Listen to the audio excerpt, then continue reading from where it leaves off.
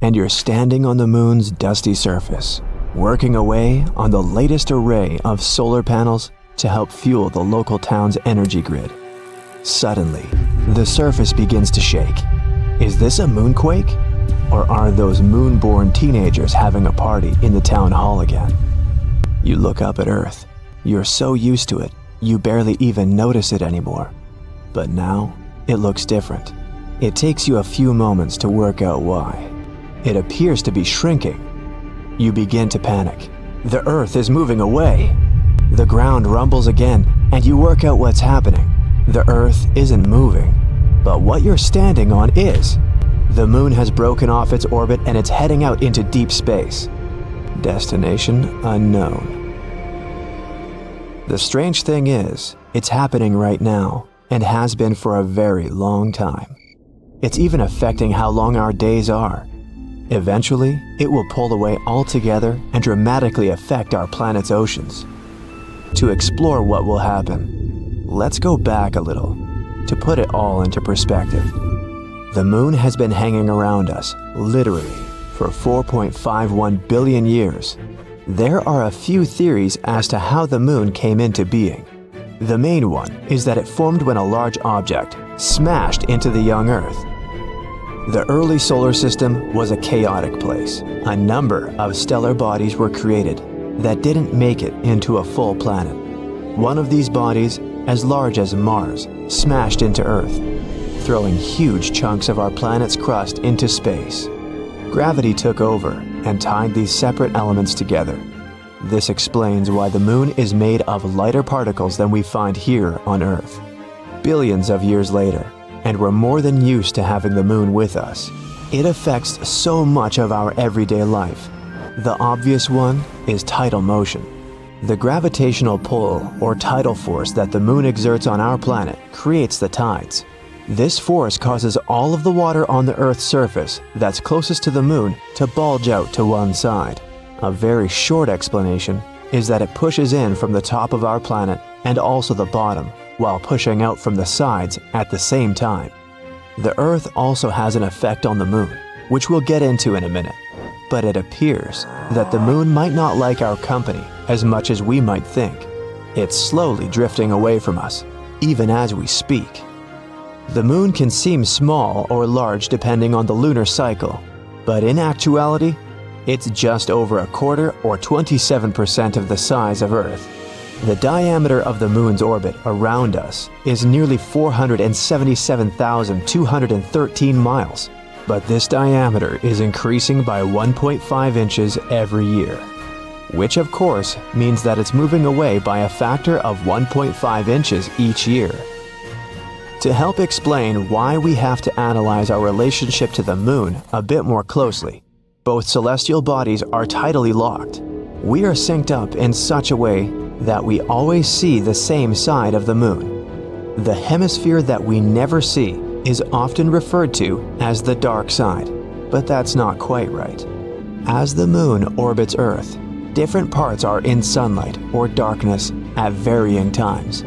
This change in illumination is the moon going through its various phases. The tidal forces not only affect our oceans, but the body of the Earth too. Because the Earth is more rigid in structure than water, the tides on more solid matter, like the Earth's crust, have a much smaller effect. The tidal forces are interdependent. The gravitational field of the Earth will also apply tides in the body of the moon. Again, because we're not talking about fluid, the effect is very small, but it's there. This interchange of tides is quite complex. Interiors of both bodies are heated by these tides, just as the force applied to any object can create friction or its own heat. Take the planet Jupiter, for example, and its moon, Io.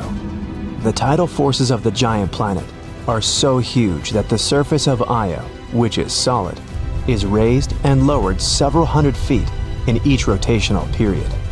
The heat generated means that the interior of Io is most likely molten. As a result, the surface of Io is covered with active volcanoes. It's one of the most geologically chaotic places in our solar system. Despite its heat, it's definitely not the place to take the family for a summer holiday. Back to Earth. Our planet rotates on its axis once every 24 hours, and the Moon performs one revolution around us in 27.3 days. The bulge on Earth actually speeds up the Moon. The Earth pulls the Moon ahead in its orbit. In other words, the Earth's bulge increases the radius of the Moon's orbit around us. While this is happening, the Moon pulls back on the tidal bulge of the Earth, slowing its rotational speed, though just a fraction. A very small fraction. This means that 100 years from now, a day on Earth will be 2 milliseconds longer than it is right now. Blink and you'll miss it. Literally. In addition, since the Earth is larger, the gravitational pull is stronger, causing the Moon to speed up slowly. As time passes, its orbit will become bigger and bigger. This takes us back to that measurement of 1.5 inches. It may not seem like a lot, but over a period of time, this measurement becomes significant. Let's jump forwards billions of years from now, where we see that the Moon's orbit is so big that it does leave the pleasure of our company permanently. What happens to our oceans then? You've already guessed it. The tides will cease to be. That will make for very calm seas for any boat trips. That's if there are any humans left in, 50 billion years. Before that time, because of the tidal locking slowing down the Earth's rotational speed, it's possible that the Earth will slow down enough to permanently face the Moon. In turn, it may prevent the Moon from moving away from us. Imagine the effect on our planet if we stop rotating. One half will always be in darkness, the other in light. That'll play havoc on our seasons and the natural life. While it sounds dramatic, and the loss of tides would be a significant phenomenon, there are other more serious things to worry about occurring before then. In a tenth of that time, 5 billion years, our Sun will likely consume both the Moon and the Earth. Yep, our Sun is going to have a galaxy-sized party, the likes of which our solar system has never seen, and everyone's invited. The Sun is continually burning the hydrogen in its core into helium.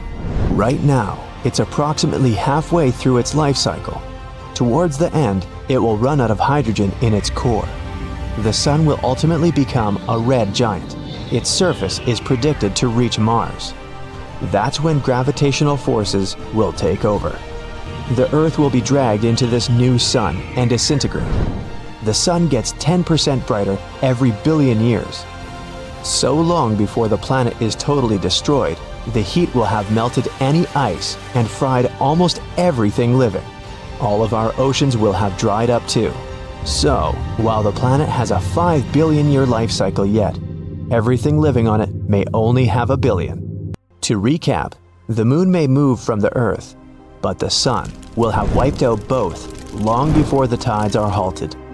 Let's steer away from that hot object and return to that sibling-like relationship of the Moon and Earth. The fact that the Moon has the same rotational period as the orbital period of both the Earth and the Moon is no coincidence. Over billions of years, the tidal coupling of the two has led to the synchronization we know today, and yet it's still evolving. The Earth is slowing its rotational period. Eventually, it will match that of the Moon, and they will be exact.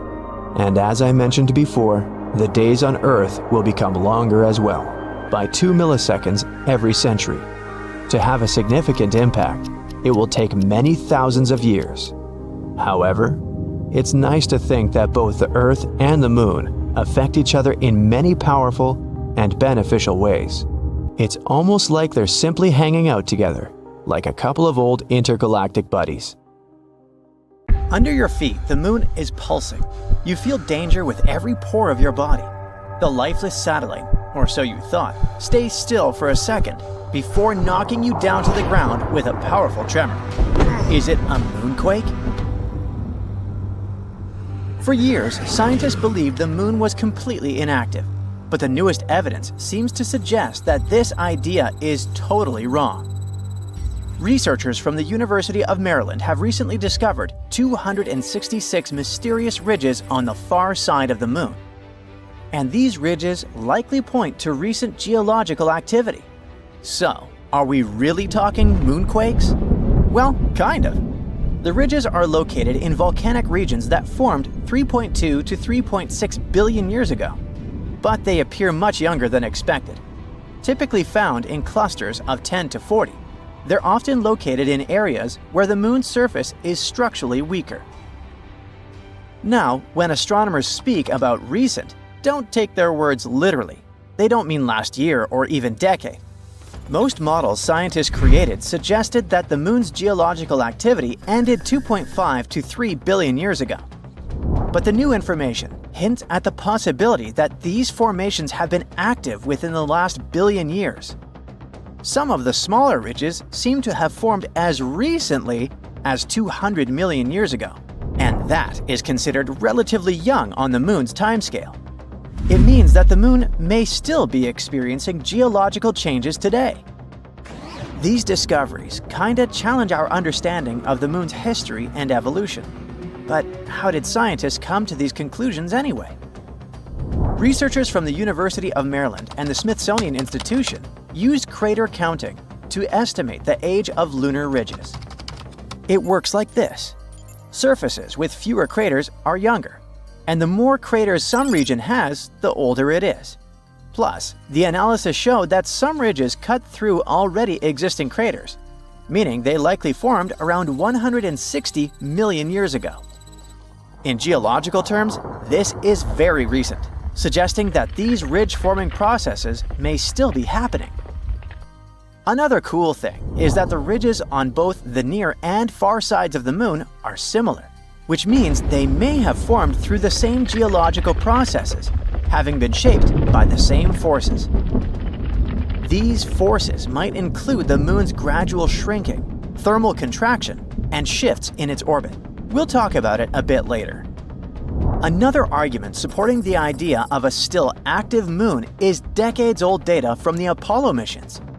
They had already detected shallow moonquakes with the Apollo Lunar Seismic Experiment, recording 28 quakes ranging from magnitude 1.5 to 5.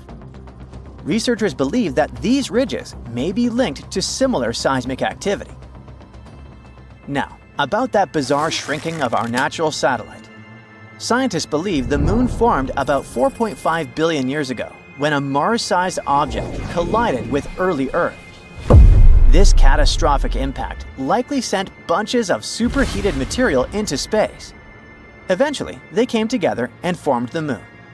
In its early years, the moon was just a molten world, shaking from intense volcanic and seismic activity. So, the moon used to be a molten mess floating through space. But when did it actually solidify?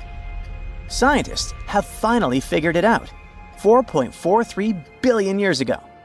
This was a huge turning point, not just for the moon, but for Earth too. After all, the giant impact that formed the moon might have also been the final blow that made Earth stable enough to support life. In any case, billions of years passed. The moon gradually cooled and contracted. And now look at this modern-day rocky sphere illuminating our nights. But the moon isn't completely rigid yet. It still keeps cooling. And this slow cooling of its core might be one possible reason for the moon's continued activity. As it cools, the moon's interior contracts, which leads to cracks and shifts in the crust. One of the clearest signs of this contraction is found in the lunar maria. See these large, dark patches on the moon? Those are called maria, areas formed when lava filled ancient asteroid impact craters and then solidified. Then, over time, the cooling and contracting crust created these wrinkle ridges. Another factor of the ongoing geological activity could be the moon's gravitational interactions with Earth. Such non-stop powerful interactions likely create surface stress and trigger tectonic movements. It's all good and exciting, but can this activity on the moon actually affect humans? In a sense, it can. The moon has long been seen as a stable place for future bases and resource extraction. But the discovery of this ongoing geological activity is pretty worrying. If the surface is still shifting, future settlements, infrastructure, and mining operations could face serious risks. That's why, at the moment, we need seismometers and ground-penetrating radars to better understand these movements. It will allow us to assess potential dangers before any long-term missions begin. By the way, there's another potential problem future lunar missions might have to deal with, and it's moon dust, aka regolith. Apollo astronauts quickly learned that this jagged, sticky dust gets everywhere and can damage suits, equipment, and even health. A new study from Texas A&M engineers found another problem. When rockets land or take off, they kick up regolith, which can become a collision hazard, especially with many spacecraft bringing crews and cargo to the moon. Lunar regolith comes in all sizes, from tiny dust particles to large rocks. The main ingredient in moon dust is fine silicate materials, about 70 microns in size, like a human hair. They formed over billions of years as meteors and asteroids smashed into the moon's surface, grinding much of it into powder. Unlike Earth, the moon has almost no atmosphere. It's incredibly thin, so there's no wind or water to smooth out the dust. On top of that, constant exposure to solar wind has given the regolith an electrostatic charge, making it stick to anything it touches. Apollo astronauts quickly found this out the hard way. Moon dust clung to their suits, got trapped inside their landers, and stuck to everything. Worse, it became a health hazard, causing eye irritation and breathing problems inside their spacecraft. But at the moment, it seems like a problem for future us. A much more important issue is finding water to support future missions, and China is going to deal with it. It's getting ready for a big mission to look for hidden ice on the moon. As part of the Chang'e 7 mission in 2026, a flying robot will explore deep craters at the moon's south pole, where ice might be trapped. If they manage to confirm it, this could be a game changer for future lunar missions. Astronauts will have a water source and even fuel for space travel. The mission is a key step in China's plan to land astronauts on the moon within 5 years. While signs of water have been found before, like in soil samples from Chang'e 5's probe and observations by NASA and Indian spacecraft, scientists believe that deep ice deposits are the real key to supporting future missions. The south pole of the moon has some incredibly deep craters, and experts think ice could be hiding inside them. The flying robot will try to explore one or more of these craters after landing. If it does find the ice, it could make long-term moon missions much cheaper and more practical, helping astronauts live and work on the moon. Some scientists also think that this discovery could offer us some clues about extraterrestrial life. In any case, whether we find water on the moon and learn to deal with that pesky dust or not, the recent discovery of those young lunar ridges is a game changer. If the moon is still geologically active, it means we don't know as much about our closest neighbor as we thought. What else could the moon be hiding? Are we really prepared for the idea that this lifeless satellite might actually be more dynamic than we imagined? Future missions, which might not be as safe as we once believed, will probably show. Soon we might start constructing loads of stuff on the moon. All because India's moon mission has recently detected sulfur near the moon's south pole. This chemical element can come in extremely handy for creating infrastructure on our satellite. It's the first time this chemical element has been discovered on Earth's natural satellite. This sought-after element is mostly found near Earth's volcanoes.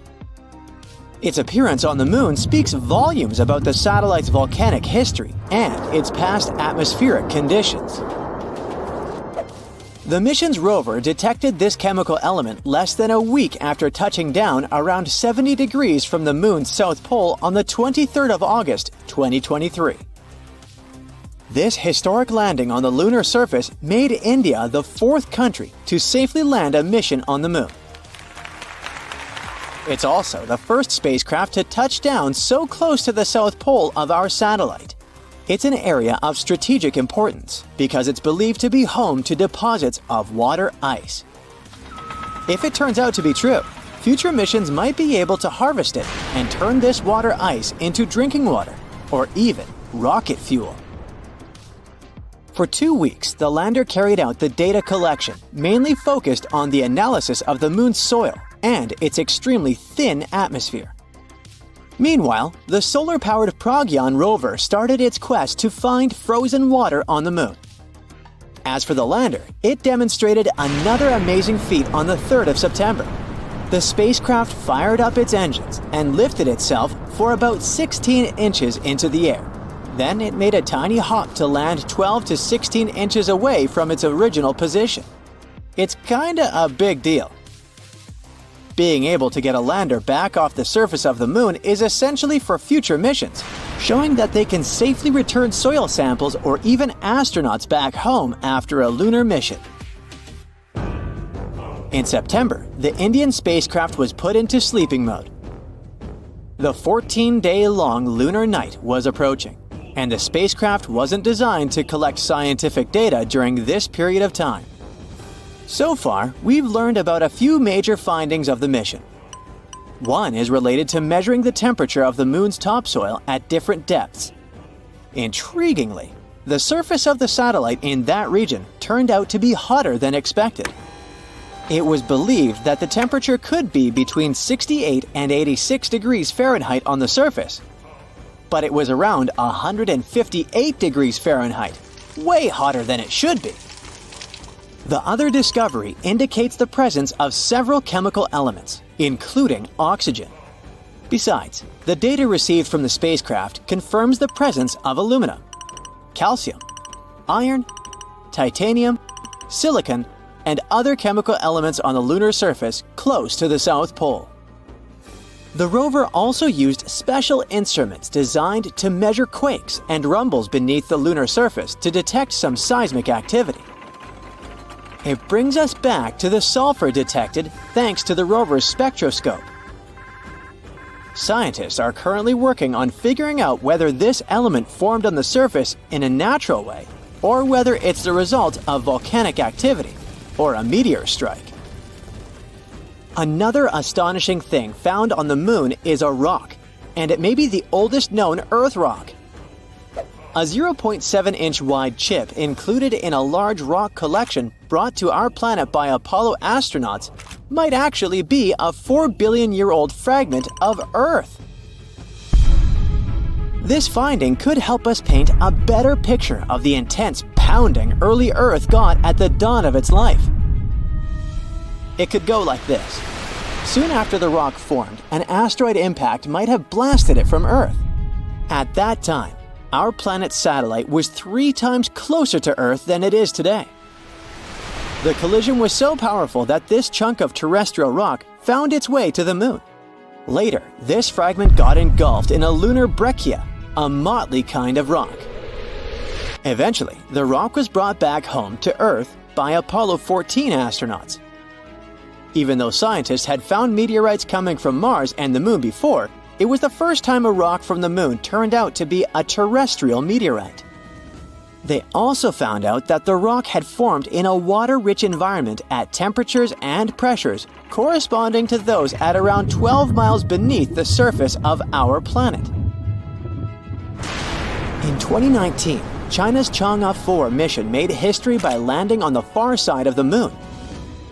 The mission's rover helped researchers visualize structures hidden deep below the surface of the satellite, revealing billions of years of lunar history. The Yutu-2 rover made this discovery with the help of its lunar penetrating radar. It imaged deep into the moon's surface and listened to echoes of sound bouncing back off structures hidden from view under the surface of the moon. It turned out those structures were resting at depths of almost 1,000 feet. The research suggests that the first 130 feet under the surface are made up of layers of dust, soil, and rocks. The instruments also discovered a concealed crater that must have formed after a large object slammed into the moon's surface. Long, long ago, ancient lava was likely to be flowing deep underground.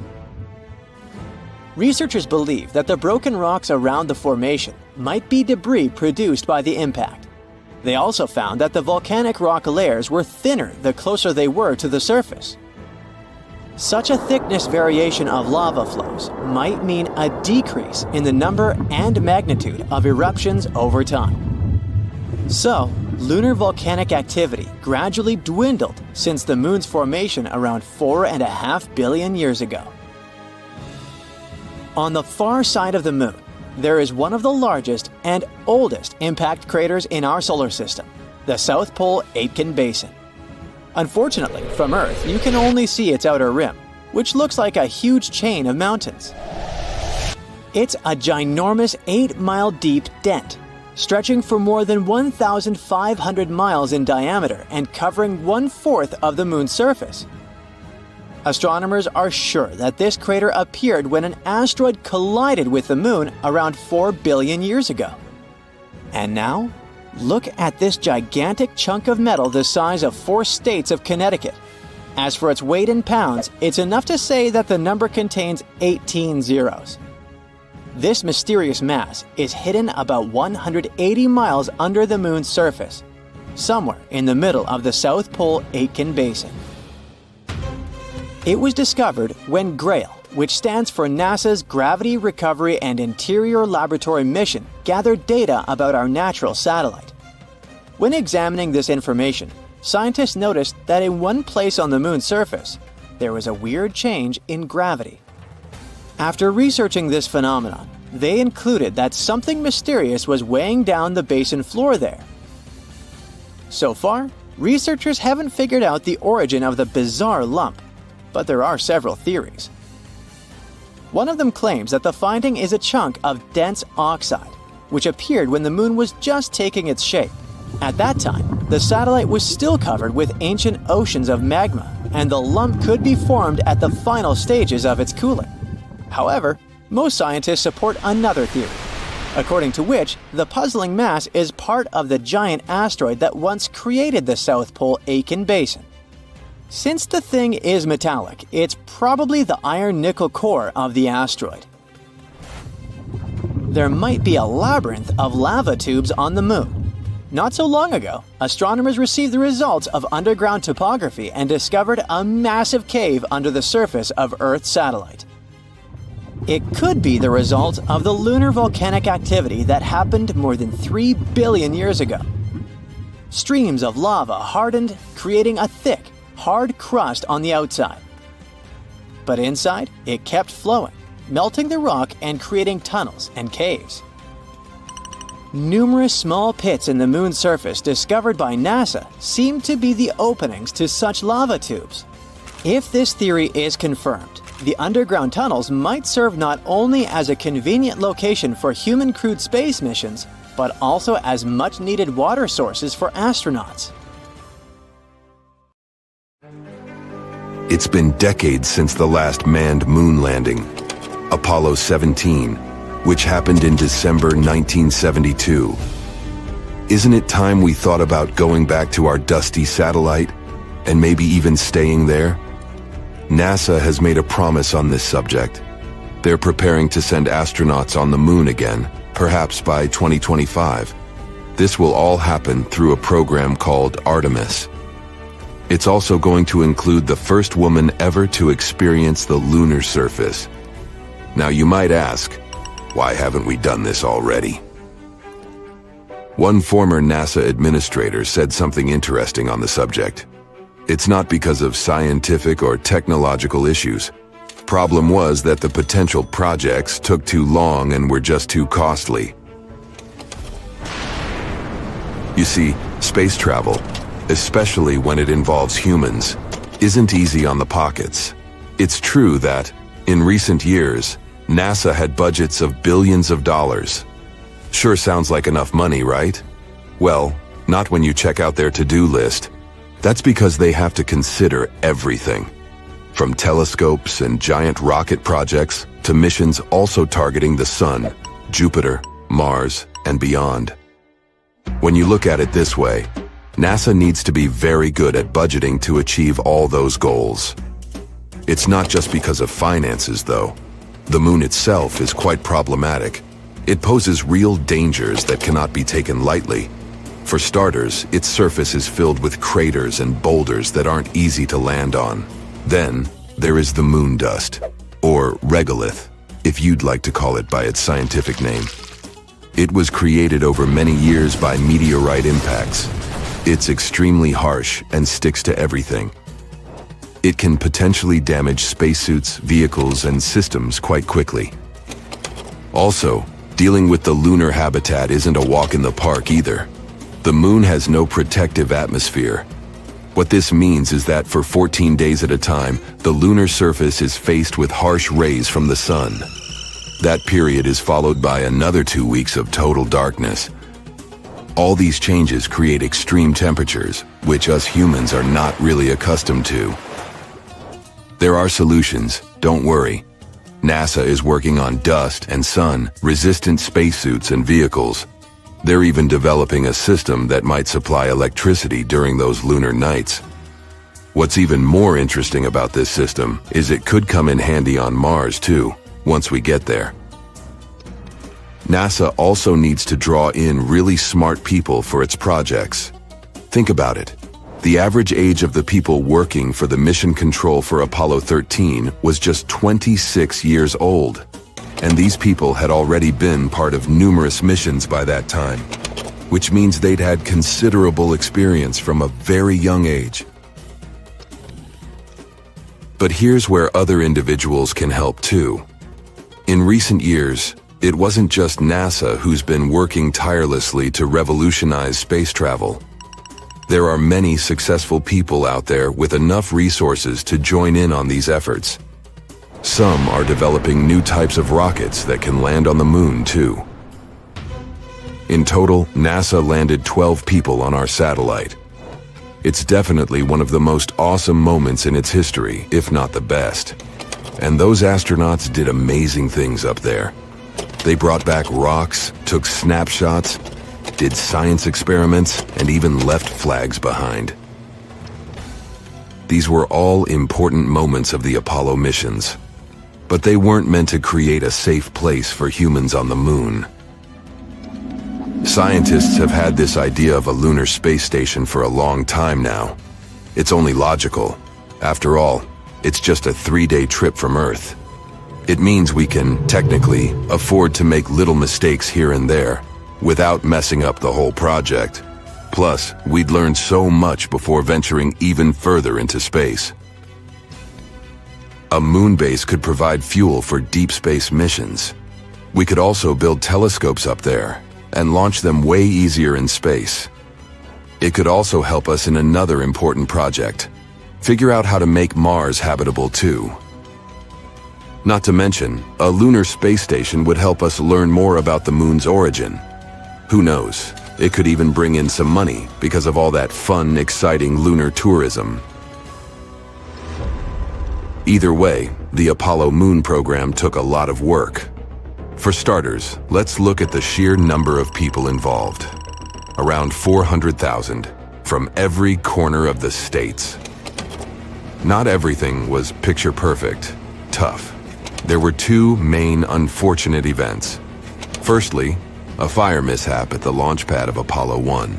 Secondly, an oxygen tank decided to throw a tantrum on Apollo 13, causing severe issues mid-mission. An important part of the project was Saturn V. It is to this day the most powerful rocket flown successfully, being 36 stories high. Still finding it hard to picture? This rocket stood twice as tall as Niagara Falls. Thanks to Saturn V, NASA successfully completed 13 missions. This included chauffeuring 24 astronauts towards the moon, with half of them even having a little walk on its surface. The existing rockets and space shuttles can't go beyond low Earth orbit. In simpler terms, they can't reach the moon with all the gadgets astronauts need to thrive. Current space vehicles are just not capable of carrying that load, at least not since the Apollo missions happened. Regardless, we did make a lot of progress on Earth and are ready to send astronauts to our satellite pretty soon. Here's where the Artemis project comes in. It's a program overseen by NASA. And to make sure it all goes well, NASA previously launched Orion, a spacecraft with no crew on board to orbit the moon and return to Earth. Think of it as an automated test drive. Before we actually send people out there again, we need to make sure all the devices work properly. One day, Orion will be the vehicle that will take astronauts to the moon again. It features a launch abort system to keep astronauts safe in case something bad happens during launch. It also has a service module, which is the powerhouse that fuels and propels Orion and keeps astronauts alive with water, oxygen, power, and temperature control. All these future projects make one wonder, what will life on the moon be like anyway? We can only use our imagination for now. Some say we'll be living in homes straight out of a fairy tale, something like a cozy hobbit hole. Living underground on the moon might be a must. That's due to the scorching temperatures and the lack of oxygen. If you add meteorite threats and the non-stop radiation, it's no wonder we can't just walk on its surface. What about transportation?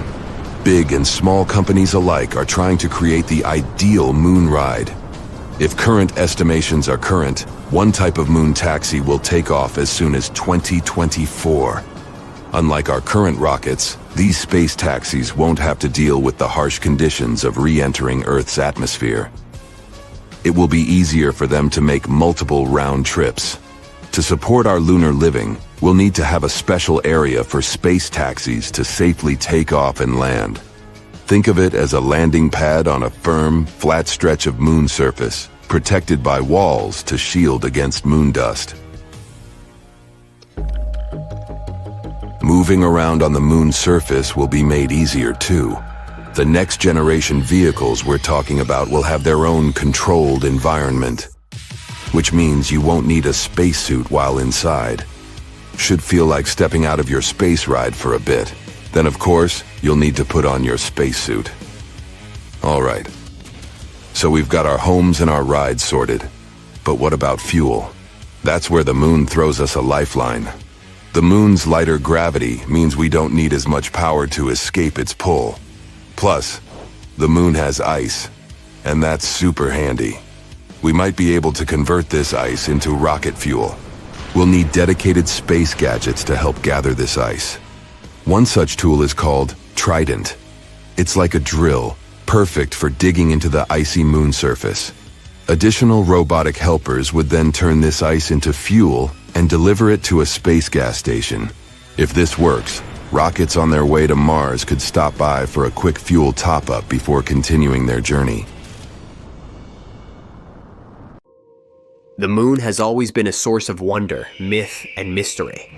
It lights up our nights, controls the tides, and marks the rhythms of time. But what if the moon isn't what it seems? What if this familiar, glowing orb in the sky is not a natural object at all, but a hollow, perhaps even artificial construct? That's the central idea behind the hollow moon theory. A concept that blends science fiction with ancient lore, and dares to question everything we think we know about Earth's closest celestial neighbor.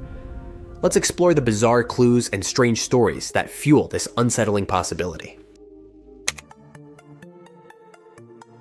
During the Apollo missions in the late 1960s and early 1970s, NASA astronauts left behind scientific instruments, including seismometers.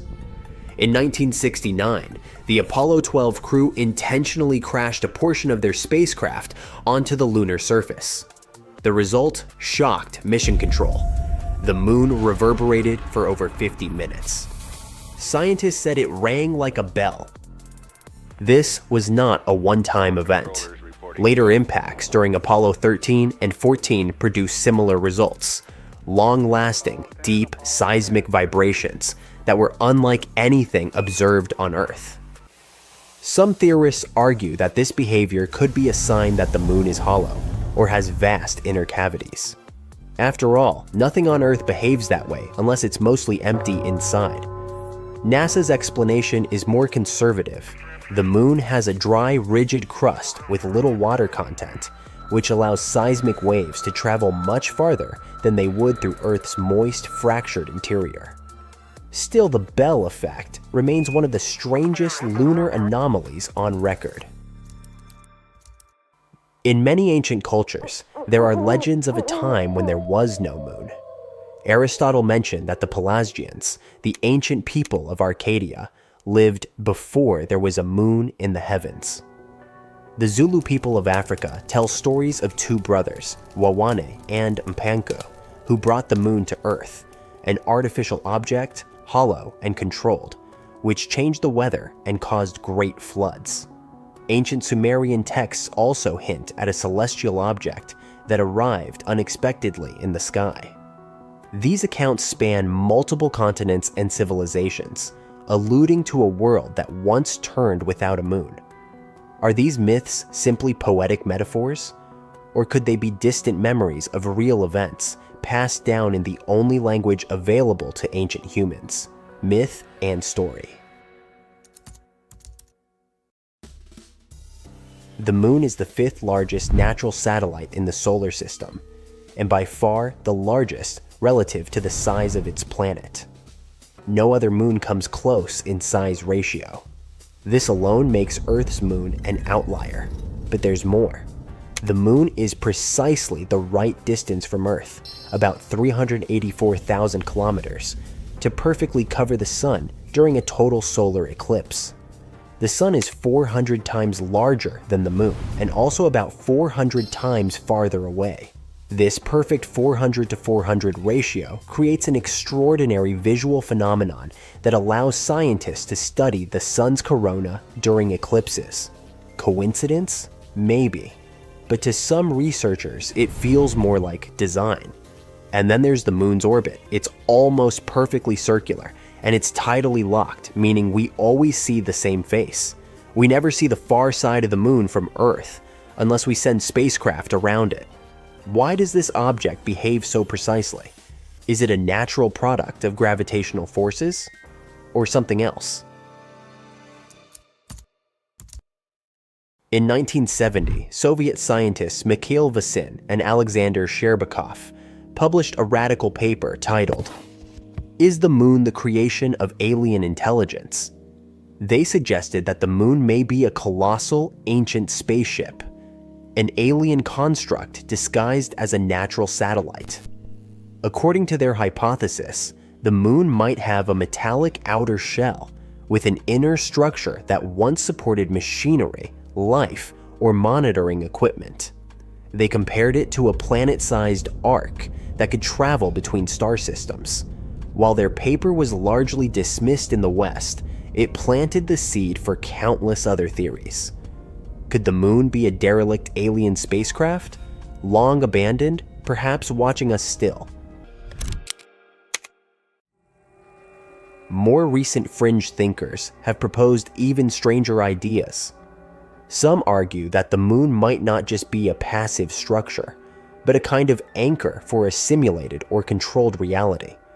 In this vision, the moon is not just hollow, but alive with technology, possibly operating as a monitoring station, memory regulator, or even a civilization reset button.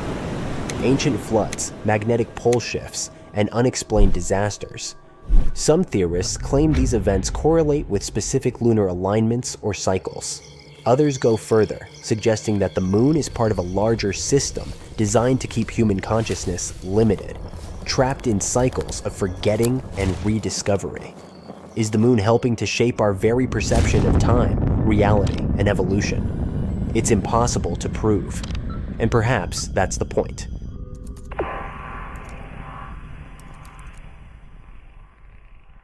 Even beyond the big theories, there are many small puzzles that don't quite fit. For example, when scientists first studied moon rocks, they expected to find thick layers of accumulated dust, possibly several meters deep. Instead, the moon's surface dust was surprisingly shallow. Where did all the debris go? Radio signals sent to the moon sometimes bounce back with strange delays, suggesting interior reflections that aren't typical for solid rock. And then there are the mysterious transient lunar phenomena. sudden flashes, glows, or color changes on the moon's surface. These have been observed by astronomers for centuries, yet remain unexplained.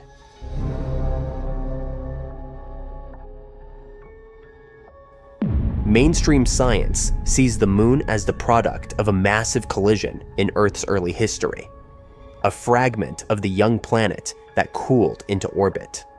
But for every answer science provides, there seem to be more questions. Why does this object behave so perfectly? Why do myths around the world speak of its arrival? And why does its presence feel so scripted? Whether you believe in the hollow moon theory or not, one thing is certain: the moon is far more than just a rock in the sky. It is a mirror to our imagination, a beacon to our ancestors, and maybe, just maybe, a puzzle we were never meant to solve. What if we built a huge tower on the moon? A tower that could provide future missions with light, power, and guidance technologies that could help astronauts explore our natural satellite. It's not something from a sci-fi book. It's a novel idea from Honeybee Robotics, one of the brightest space technology companies. The lunar utility navigation with advanced remote sensing and autonomous beaming for energy redistribution, or simply Lunar Saber, is a 328 tall pole. It's capable of holding 1 ton of equipment on top of it. But how could we build such a giant construction? No rocket would be able to hold and land such a giant pole on the moon. And building such a tower on the lunar surface without already existing infrastructure would be next to impossible. So, Honeybee might use the deployable interlocking actuated bands for linear operations Diablo system. It uses a rolled piece of metal and bends it into a deployable cylindrical structure that can support really heavy payloads. It would be easier to build it on the moon because gravity there is only 16% of that on Earth. The structure could serve as the base for Lunar Saber. Power is crucial on the moon, so putting solar panels along the sides of the pole would be super useful. The company is now discussing 2 types of solar panels. The first one is like a yo-yo extended from the top payload holder of the tower. It would envelop the metallic structure and allow access to the sun at all angles. The second option might involve the top part of the tower. It could deploy its booms to hold traditional solar panels and then track the sun. Power supply wouldn't be the only Lunar Saber's task. It would also be able to beam power to other devices, track other devices, and provide communication, light, and energy. Let's talk about these functions in more detail. If one mast of the pole was bathing in sunlight while another was lingering in shadow, the one with excess power would be able to beam power to the one lacking it. Plus, similar power beaming could happen between Lunar Saber and rovers and astronauts in spacesuits. To beam all that power effectively, though, the tower would need to know the precise location of those objects. That's where the second technology would come in. Lunar Saber could use a set of sensors to find and track other objects. Basically, anything in a direct line of sight could be tracked and powered by the tower itself. Lunar Saber could also act as a lunar cell phone tower. It would allow wireless communication in its network. And finally, it would be super helpful for astronauts to actually see where they would be going. Rovers wouldn't need to wait out the 2-week lunar darkness. Floodlights at the top of the tower could provide enough visible light for astronauts and rovers, which would allow them to effectively perform their activities at all times. But guess what? The tower could become even more useful. We could combine several towers in a mesh. It would allow astronauts to communicate more effectively. Plus, power could be beamed even from the other side of the moon. It would enable 2 main applications that have been a thorn in lunar exploration's side so far: constant communication with Earth and constant supply of solar power. The thing is, explorations on the other side of the moon are quite tricky, which limits the area of scientific research to the side directly facing Earth. But a strategically placed mesh of Lunar Sabers could allow communication back to Earth, and we would be able to explore the dark side of the moon. Since at least half of our natural satellite is always lit up, if we placed Lunar Sabers correctly around the surface of the moon, there would always be at least one bathing in sunlight. That one sunlit tower would then wirelessly transmit power to others in its line of sight. This process would keep going until power was beamed to the main astronauts' base, supplying them with power even in the cold lunar darkness. Unfortunately, at the moment, such technologies look unrealistic. We're not close to having wireless energy transmission over long distances. Even on Earth, we still need to use batteries and wires. It might be easier to launch many satellites into orbit around the moon than to create a network of giant communication towers. There are a few theories about how the moon appeared in the sky, and recently a new idea has popped up. But before we discuss this newcomer, let's look at the most popular hypotheses of the moon's formation. The capture theory claims that Earth's natural satellite used to be a wandering body, something like a large asteroid. It had formed somewhere else in the solar system before it was captured by our planet's gravity when passing nearby. The accretion hypothesis suggests that the moon formed in orbit around Earth at the same time as our planet appeared in the darkness of the cosmos. Then, there's the fission theory that says that at one point in its development, Earth was spinning so fast that some of its material broke away and started to orbit the planet. And the giant impact theory, which is the most popular these days, claims that the moon formed during a collision between Earth and another hypothetical planet called Theia, which was way smaller, probably the size of Mars. The resulting debris collected in an orbit around Earth and formed the moon. And now, let's move to the new theory you've been patiently waiting for. According to it, our satellite might have formed immediately, in a matter of hours, after the collision between Earth and Theia. The material from the two planets was likely launched directly into Earth's orbit right after the impact. It formed the moon and left traces deep inside Earth. In previous scenarios, Theia's remains were thought to have been scattered all over space, mixing with just a bit of the material coming from our own planet. But then, why do we see such shocking similarities between the moon's and Earth's compositions? Could it be that Theia was isotonically and chemically similar to Earth? Unlikely. But according to the new theory, more material from Earth was used to create the moon, its outer layers in particular.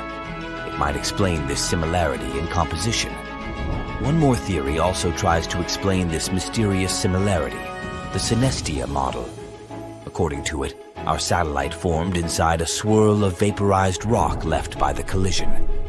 But this theory can't explain the moon's current orbit. The new single-stage theory does offer us plausible explanations for both the similarities in composition and the orbit of the moon. It might also provide us with some answers to previously unsolved mysteries. Since this scenario puts the moon into a wider orbit and gives it an interior that is not fully molten, it can explain the satellite's tilted orbit and thin crust. In any case, to confirm one of these theories, we need to analyze future lunar samples that will be brought to Earth by NASA's upcoming Artemis missions. Scientists will be able to get their hands on some material from deeper beneath the moon's surface and compare if real data matches these simulated scenarios. In the past, the Apollo missions already brought back about a third of a ton of rock and soil from our satellite. These samples showed that Earth and the moon had some remarkable chemical similarities. They could only suggest one thing. These space objects had a linked history. If the moon had formed elsewhere and been captured by our planet's gravity later on, its composition would be very different from that of Earth. But if the moon had been created at the same time as Earth, or if it had broken off our planet, the type and proportion of minerals on the moon would be the same as on Earth. But they are a bit different. The moon's minerals contain less water than their terrestrial counterparts. The satellite is also richer in materials that form rapidly at high temperatures. That's why the most accepted model of the moon's formation these days is the giant impact model. Meteorites coming from the moon are a great source of data for studying the origins of our satellite too. They can tell us even more about the moon than Apollo samples, all because such meteorites come from all over the surface of the moon. Meanwhile, Apollo samples were collected just in one place near the equator, on the near side of the moon.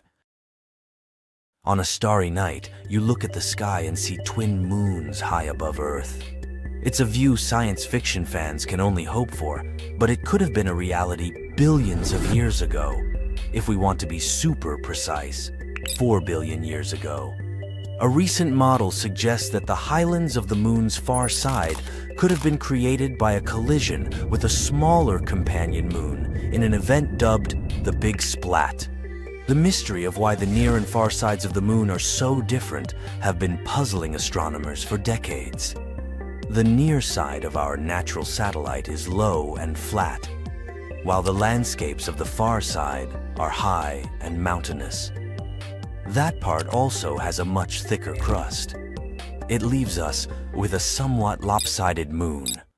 According to the giant impact model of the origin of our satellite, a Mars-sized object crashed into young Earth early in the history of the solar system. This event produced loads of debris that then coalesced and formed the moon. The new model, though, suggests that there could be a second moon orbiting around Earth. It would have been around 750 miles in diameter and could have formed in the same collision. Later on, this smaller moon could have fallen onto the bigger one, coating one of its sides with an extra layer of solid crust tens of miles thick. This model fits the moon-forming giant impact theory surprisingly well. After all, it does predict that there had to be tons of debris left in orbit around Earth after the collision, besides the moon itself. It also agrees with what we know about the dynamical stability of such a system, the ages of lunar rocks, and the timing of the cooling of the moon. There are other computer models that suggest a companion moon too. Another team of scientists used computer simulations to figure out the dynamics of the collision between the moon and a potential smaller companion. According to their model, it was about 1/30th the mass of the main moon.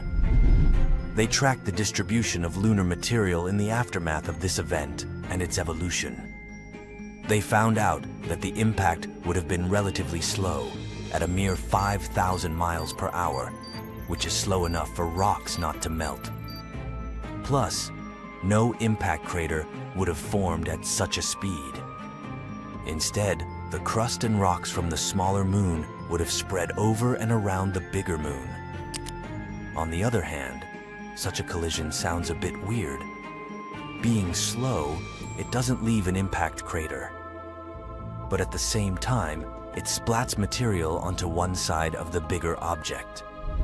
There is a theory that the companion moon was originally trapped at gravitationally stable Trojan points, sharing the moon's orbit.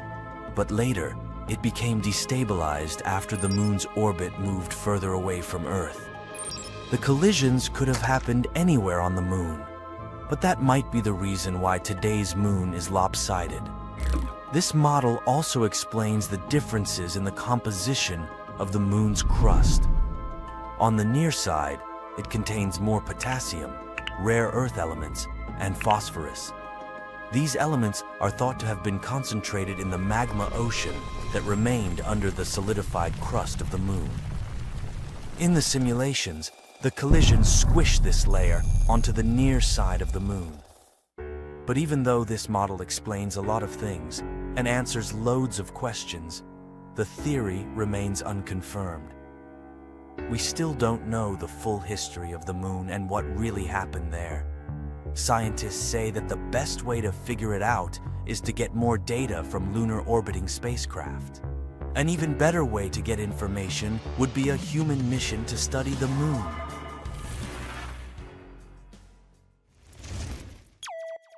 In the universe, wonders are never in short supply, and each one tells us a story about time, space, and our place among the stars. One such tale revolves around our closest celestial neighbor, the Moon. This enigmatic satellite, accompanying Earth for billions of years, has captivated human attention throughout the ages. From the first shamans worshipping the Moon to modern-day scientists probing its surface, it remains a key to understanding our past, present, and perhaps future. Here's the Sun. It's in the center of our solar system. Mercury, Venus, and here's Earth and the Moon. The Earth takes 365 days to orbit around the star.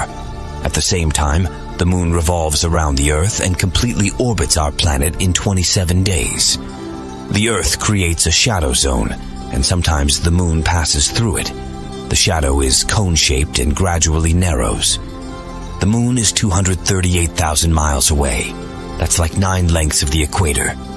At this distance, the width of the shadow is about 2.6 times the width of the Moon. When the Moon is in this zone, direct sunlight doesn't reach it.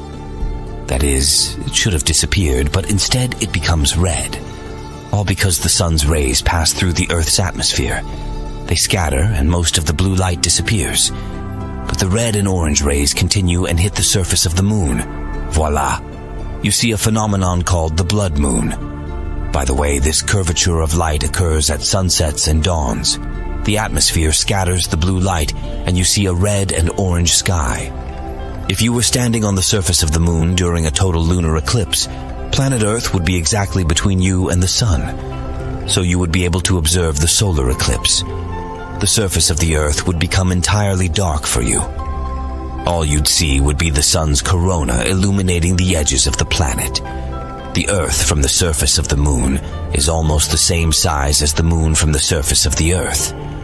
Such a red eclipse of the Moon is rare because several factors must coincide. One of them is that the Moon must be full. Usually, you can see 2 total lunar eclipses a year. In 2038, you'll be able to see 4 such eclipses, and the eclipse itself can last up to 108 minutes. But this is rare, and the last time such a long blood moon was seen was in 2000. Many years ago, people didn't know so many facts about our satellite, and the sight of a red moon frightened them. It was a bad sign and a harbinger of trouble.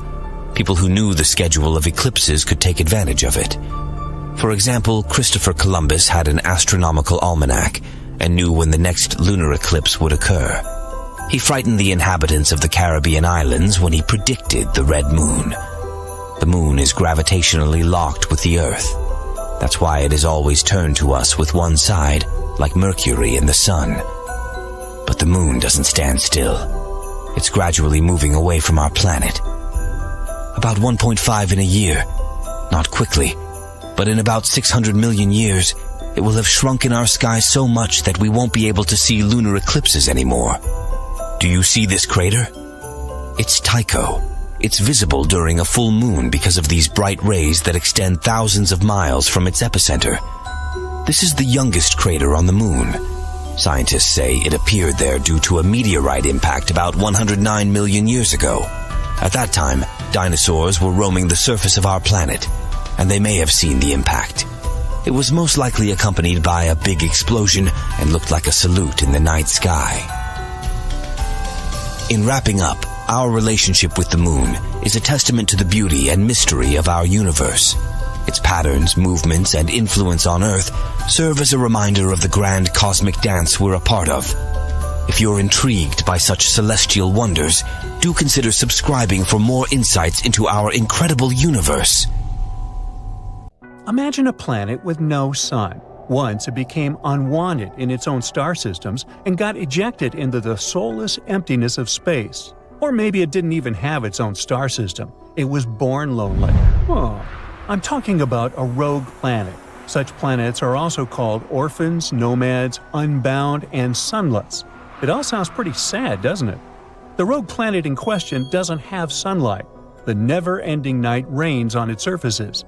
No light means no warmth, and that's why there isn't any kind of life on this frozen world. But believe me, this isn't the scariest part. One day, a rogue planet might push Earth out of its cozy spot near the Sun. You see, we live in the habitable zone of our star. It means that our planet is such a distance from the Sun that water can't exist on its surface in its liquid form. But an interstellar intruder could mess it up for us. If a rogue planet somehow got into our solar system and we didn't manage to stop its imminent approach, it would likely crash into our beautiful blue planet. And then Earth could be pushed out of its orbit, retreating to an extreme orbit farther from the Sun. Now let's imagine what would happen to our world if a rogue planet the size of Mars collided with us.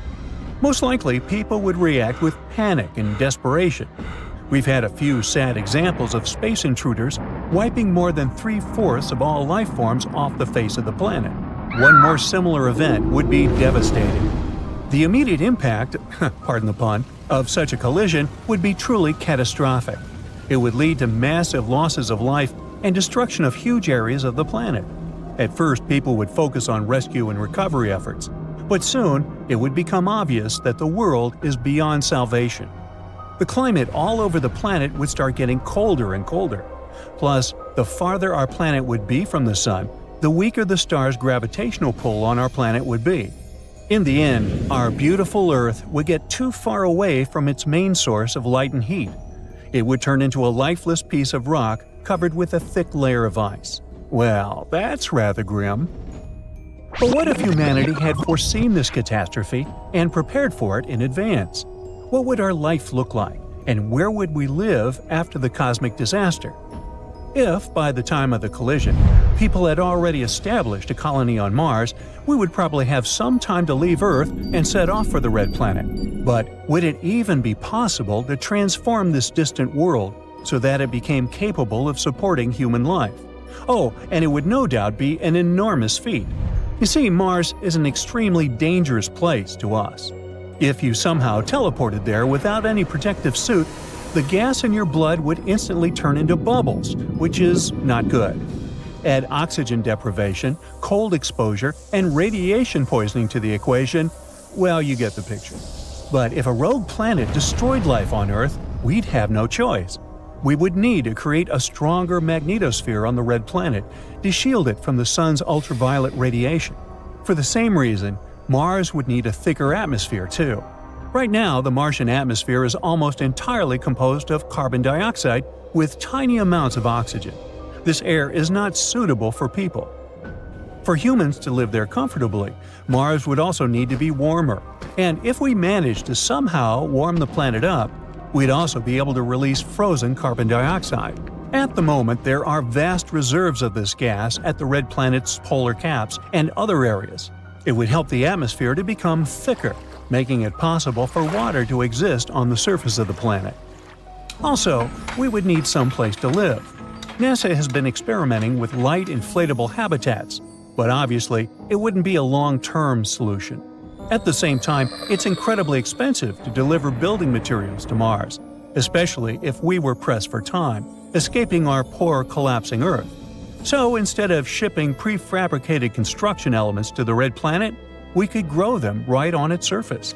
We could achieve this with the help of fungi and cyanobacteria. They can produce tons of biominerals like calcium carbonate, as well as biopolymers. They would be able to glue Martian rocky material covering bedrock into real building blocks. In other words, bricks on Mars would be growing on their own, and we'd only have to assemble them into different structures, like walls, floors, and even furniture. At the same time, such a young colony wouldn't be able to survive for more than a generation without getting more supplies from Earth. But, as you understand, this option would be unavailable. Then, maybe people would move to colonies located on numerous space stations located far enough from the impact event. In this case, we would be able to avoid the destruction. But such habitats would have to be large enough to support farming and medical facilities, power-generating factories, educational establishments, and many more. And it would be hard work to support such stations without necessary supplies, when a simple equipment breakdown could turn into an unsolvable problem. But let's imagine that our descendants decided to find Earth several thousand years later and succeeded. As you remember, our planet would have changed its position, hanging out way further from the Sun. Now, hopefully, Earth would have regained its magnetic field after the impact, as well as a little of its original atmosphere. But those who would return to Earth would need water, oxygen, and sufficient atmospheric pressure. And while the new pressure on the planet would probably be suitable for life, most likely there wouldn't be enough oxygen to support unaided breathing. To get a new supply of oxygen, people would need photosynthetic bacteria. Would we find any on the deserted planet?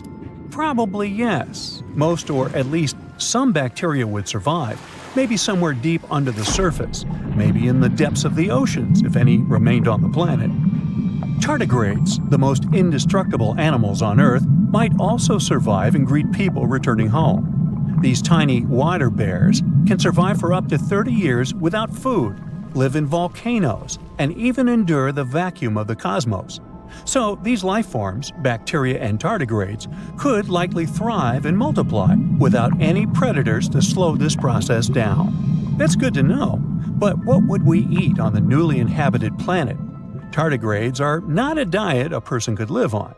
Well, we could still find some frozen seeds remaining on the planet, or we could keep them on our space stations. Earth's soil could be filled with nutrients remaining after the catastrophic events of the past. People would start planting seeds, trying to get used to the harsh conditions of life on the once deserted planet. And still, it would be better than soulless space stations.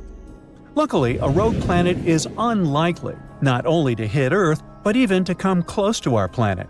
The appearances of such space travelers are extremely rare, and with how fast our technologies are developing these days, astronomers would spot such a large celestial object appearing in the neighborhood or even in the entire solar system. It would happen long before a rogue planet turned into a threat to our planet. If it got too close to us, we would use one of the methods developed to prevent asteroids from hitting the surface of the planet. There are quite a few. For example, a kinetic impactor. This technique requires hitting an asteroid to make it change its orbit until it's no longer a threat to our planet. Or we could use a gravity tractor asteroid deflection method. That's when a robotic probe meets a space rock, or in our case, a rogue planet, and accompanies it for a few months or even years. Over time, the spaceship's gravity starts affecting the space body, adjusting its trajectory. There's even spray painting celestial objects. I'm not kidding. Darker surfaces tend to reflect less light, while lighter reflect more. Toying with these features, we can make a rogue planet change its course. If we found enough paint to cover an entire planet, that is. Imagine all the planets from the solar system had a meeting and decided that Earth should move to another galaxy. Then what? Well, my friends, if Earth got kicked out of the solar system, let's just say we'd be in for a bumpy ride. As you may know, each planet occupies its own orbit in relation to the Sun, guaranteeing the perfect functioning of our solar system. But it wasn't always like this, though. Billions of years ago, planets and asteroids kept constantly bumping into each other. It took some time before each planet found its own personal orbit, and our system took the formation it has today. Now, as you may know, the most important organizing factor of the solar system is gravity. Gravity attracts every piece of matter to every other piece of matter in the universe, and the bigger the mass, the bigger the gravity. The Sun makes up 99.75% of all the mass in the solar system. It's precisely the Sun's gravitational pull that has kept Earth on a steady and reliable path. But it wouldn't take a surreal interplanetary meeting for Earth to go rogue. This is an actual possibility, an unlikely, but real one. For instance, if any rogue planet or star were to travel close to the solar system, its gravitational force could mess up our planetary organization. And did you know that this has actually happened before? Some 70,000 years ago, a red dwarf passed through the Oort cloud and messed things up. The Oort cloud is an outer circle of space debris located on the edge of our solar system. It lies far beyond Pluto and the Kuiper belt and surrounds the Sun in a giant spherical shell. Apart from the 8 planets and the Kuiper belt, there is another asteroid belt between Mars and Jupiter. Now, scientists expect another red dwarf to pass by our solar system. It's an orange star from the constellation of Serpens Cauda. Astronomers expect it to pass near the Sun in about 1.29 million years, at a distance of about 99 billion miles. This star has about 60% of the mass of the Sun, which would be enough to cause a great disturbance in our system. Once the star entered our system, we'd be able to see it in the night sky without any equipment. It would be like watching a small orangish dot appearing in the sky. Over the months, it would grow bigger and bigger until we'd see it during the daytime. At a certain point, it would become so big and bright that we wouldn't be able to look at it directly. Just like people say we shouldn't do with the sun, but we look at it directly anyways, right? At this moment, the night sky would fill with an eerie red glow, and after a few months, the orange star would start shrinking again, turning smaller than the sun, but then, wait, the sun is turning smaller too. Well, yes. The passing of Gliese 170 took Earth out of its orbit, and its gravitational force pulled us out of our natural alignment. Now the Earth will roam through the solar system until it reaches outer space. So, what would happen with our planet if this were to really happen? First, the Earth would leave what is known as the Goldilocks zone, also known as the habitable zone. It's a rather narrow part of the solar system where human life can thrive. What's its success secret? Water in a liquid state. Astronomers have discovered that Mercury also has water, but only in its northern and southern poles, where light never reaches. Pluto, the dwarf planet at the rear end of the solar system, is 30% water, but much of it is hiding under a thick layer of ice. If the Earth ever did leave its privileged place orbiting the Sun, it would travel around the galaxy at its orbital speed of 67,000 miles per hour. That's 1,000 times faster than a cheetah can run. Pretty fast, huh? So, in about more or less a month, humanity would see the red giant Mars on the horizon. By then, we would be getting around 44% of the sunlight we once had. If someone wanted to begin a new civilization, this would be the perfect moment. With reduced sunlight, it would be more difficult for plants to continue doing photosynthesis, so most of the flora on our planet would begin to perish. A few days after leaving Mars's orbit, our planetary spaceship would face its first challenge, traveling through the asteroid belt. It's a collection of small, rocky, metallic bodies. They're basically leftovers from the Big Bang that created our solar system 4.6 billion years ago. So, in a way, it's almost like we were traveling in time, right? Luckily for us, the distance between one asteroid and the next is about 600,000 miles. So, after passing one asteroid, it might take us a while before running into the next. If we make it through this journey intact, then we'll see the first gas giant in our galaxy, Jupiter. Up until this moment, our loyal moon has been following us as we travel inside the solar system. But, Jupiter's huge mass might steal our moon away from us. After all, Jupiter's gravity is twice as strong as Earth's. If our moon did join Jupiter's orbit, it would be no less than its 80th moon. A bit too many moons, if you ask me. At this point in our travels, the Earth's atmospheric temperature would have fallen drastically to around negative 229 degrees Fahrenheit. So life on Earth would only be possible in very specific places. Most of our planet's water would be frozen at this point, but only on the surface. Thanks to the Earth's core activity, it would heat our oceans from below, allowing heat to escape and maintain some water in the liquid state. In fact, the Earth's core would remain active for billions of years after it has left orbit. In this scenario, microbes living near hydrothermal vents would thrive. But perhaps some life would also be possible near the heat provided by thermal vents above the surface, in places like Yellowstone Park. A great option for humanity would be to build cities deep underground. This would be our best bet if we wanted to keep human life on planet Earth. 10 years after our departure, we would be deep into the interstellar voyage. We'd be over 2.8 billion miles from the Sun. Our solar system would be nothing but a distant memory. If you were still living on Earth at that point, then you'd probably be coexisting with great technological advancements. Humans could build entire underground cities using geothermal energy. Maybe we'd even discover how to turn ice into power and create a sustainable and abundant system for fuel.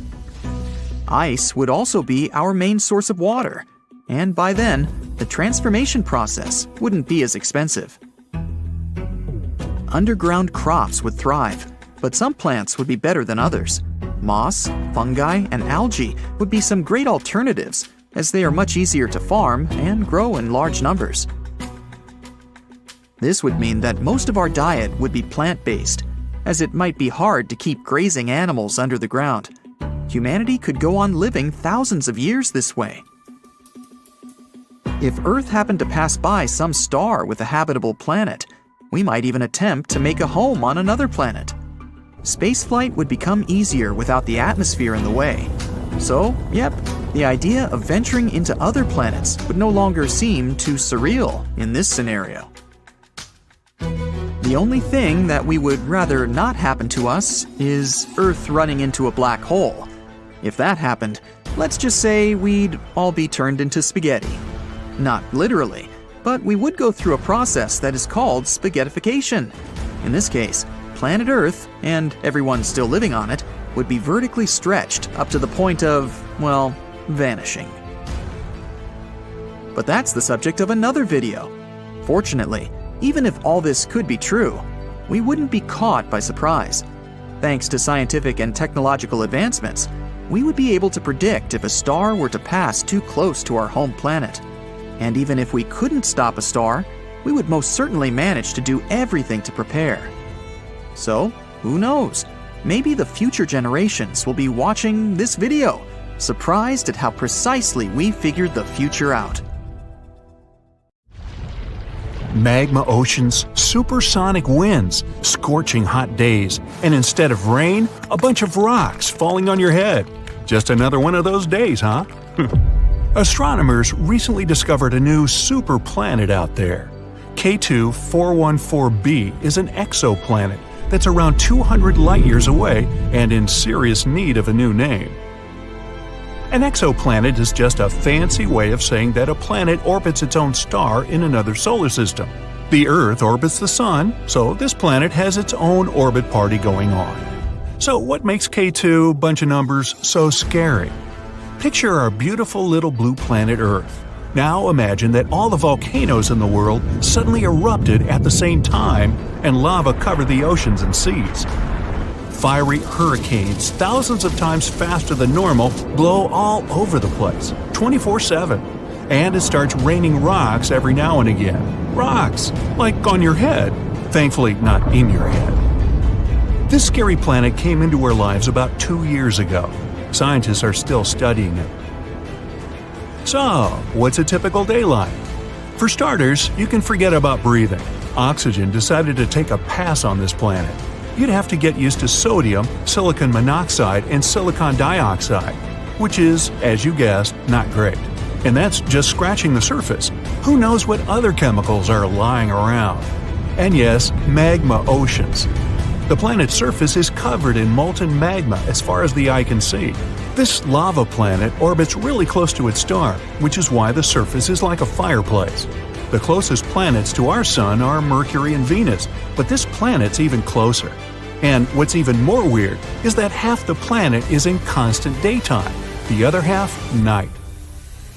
It's tidal locked, just like our moon is. No matter how long you stare at it, you'll never see the other side. That's why the all-day, everyday scorching fiery side is so hot and overflowing with magma oceans, while the other side's in a constant state of deep freeze. If the magma doesn't burn you, you've still got big problems, and please don't look up. It's raining rocks.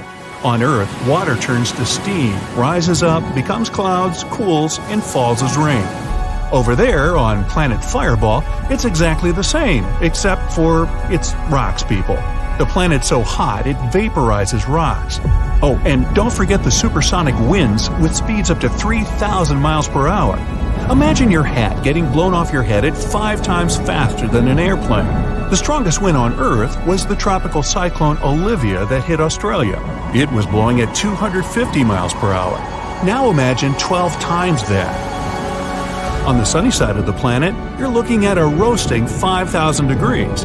The hottest it ever got on Earth's surface was in California, 135 degrees.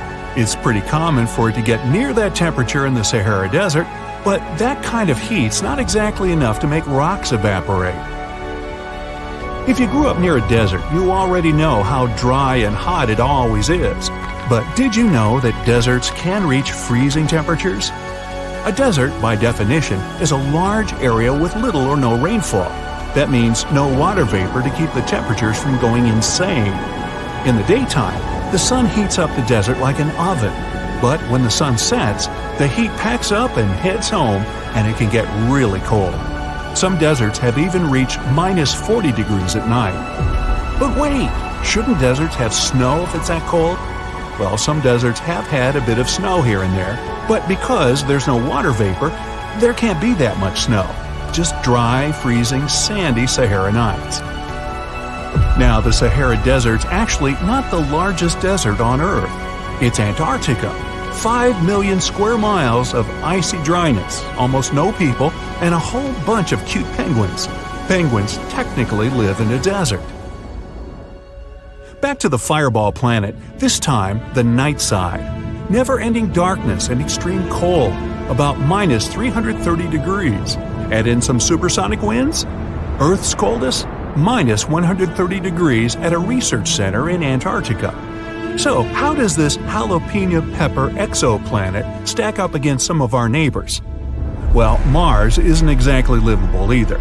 It's the red planet, so you'd think it'd be hot most of the time. But it's usually freezing, well, way below freezing. And if you're planning a weekend getaway to Mars, you can leave the umbrella at home. Nah, it doesn't rain rocks, and it actually hasn't rained there for millions of years. At least Mars has days and nights, and it's like Earth in other ways. Mars' equator is steamy hot, and it gets pretty cold at the north and south poles, just like Earth. Scientists even discovered old bits of carbon dioxide snow there. The entire planet is actually covered in carbon dioxide, with a splash of nitrogen here and there. Scientists even reported intense snowstorms on Mars. But because it's mostly carbon dioxide, it's not your typical snowstorm. It's more like a dry ice storm. That's the stuff they use in fog machines. Mars isn't the only place where climates are going cuckoo. Jupiter's famous for its gigantic storms. Not like the ones we know on Earth. I'm talking about storms that last for centuries.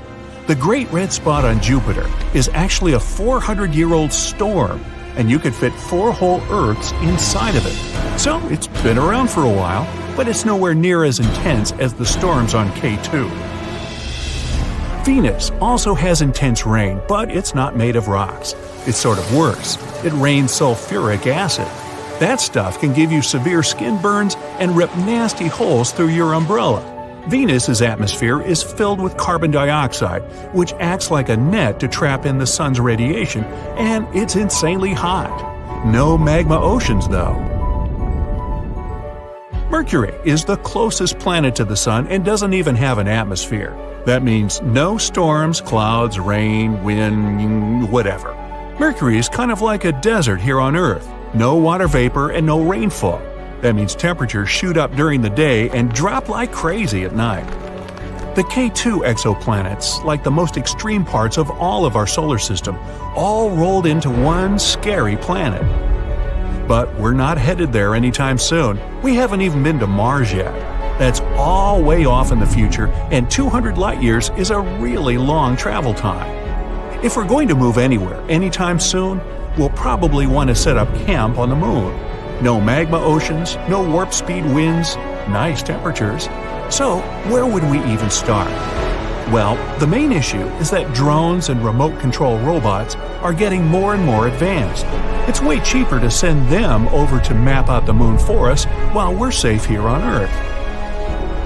And if we ever want to begin space exploration for real, we'd need a proper space base. And what better place than our little shiny moon?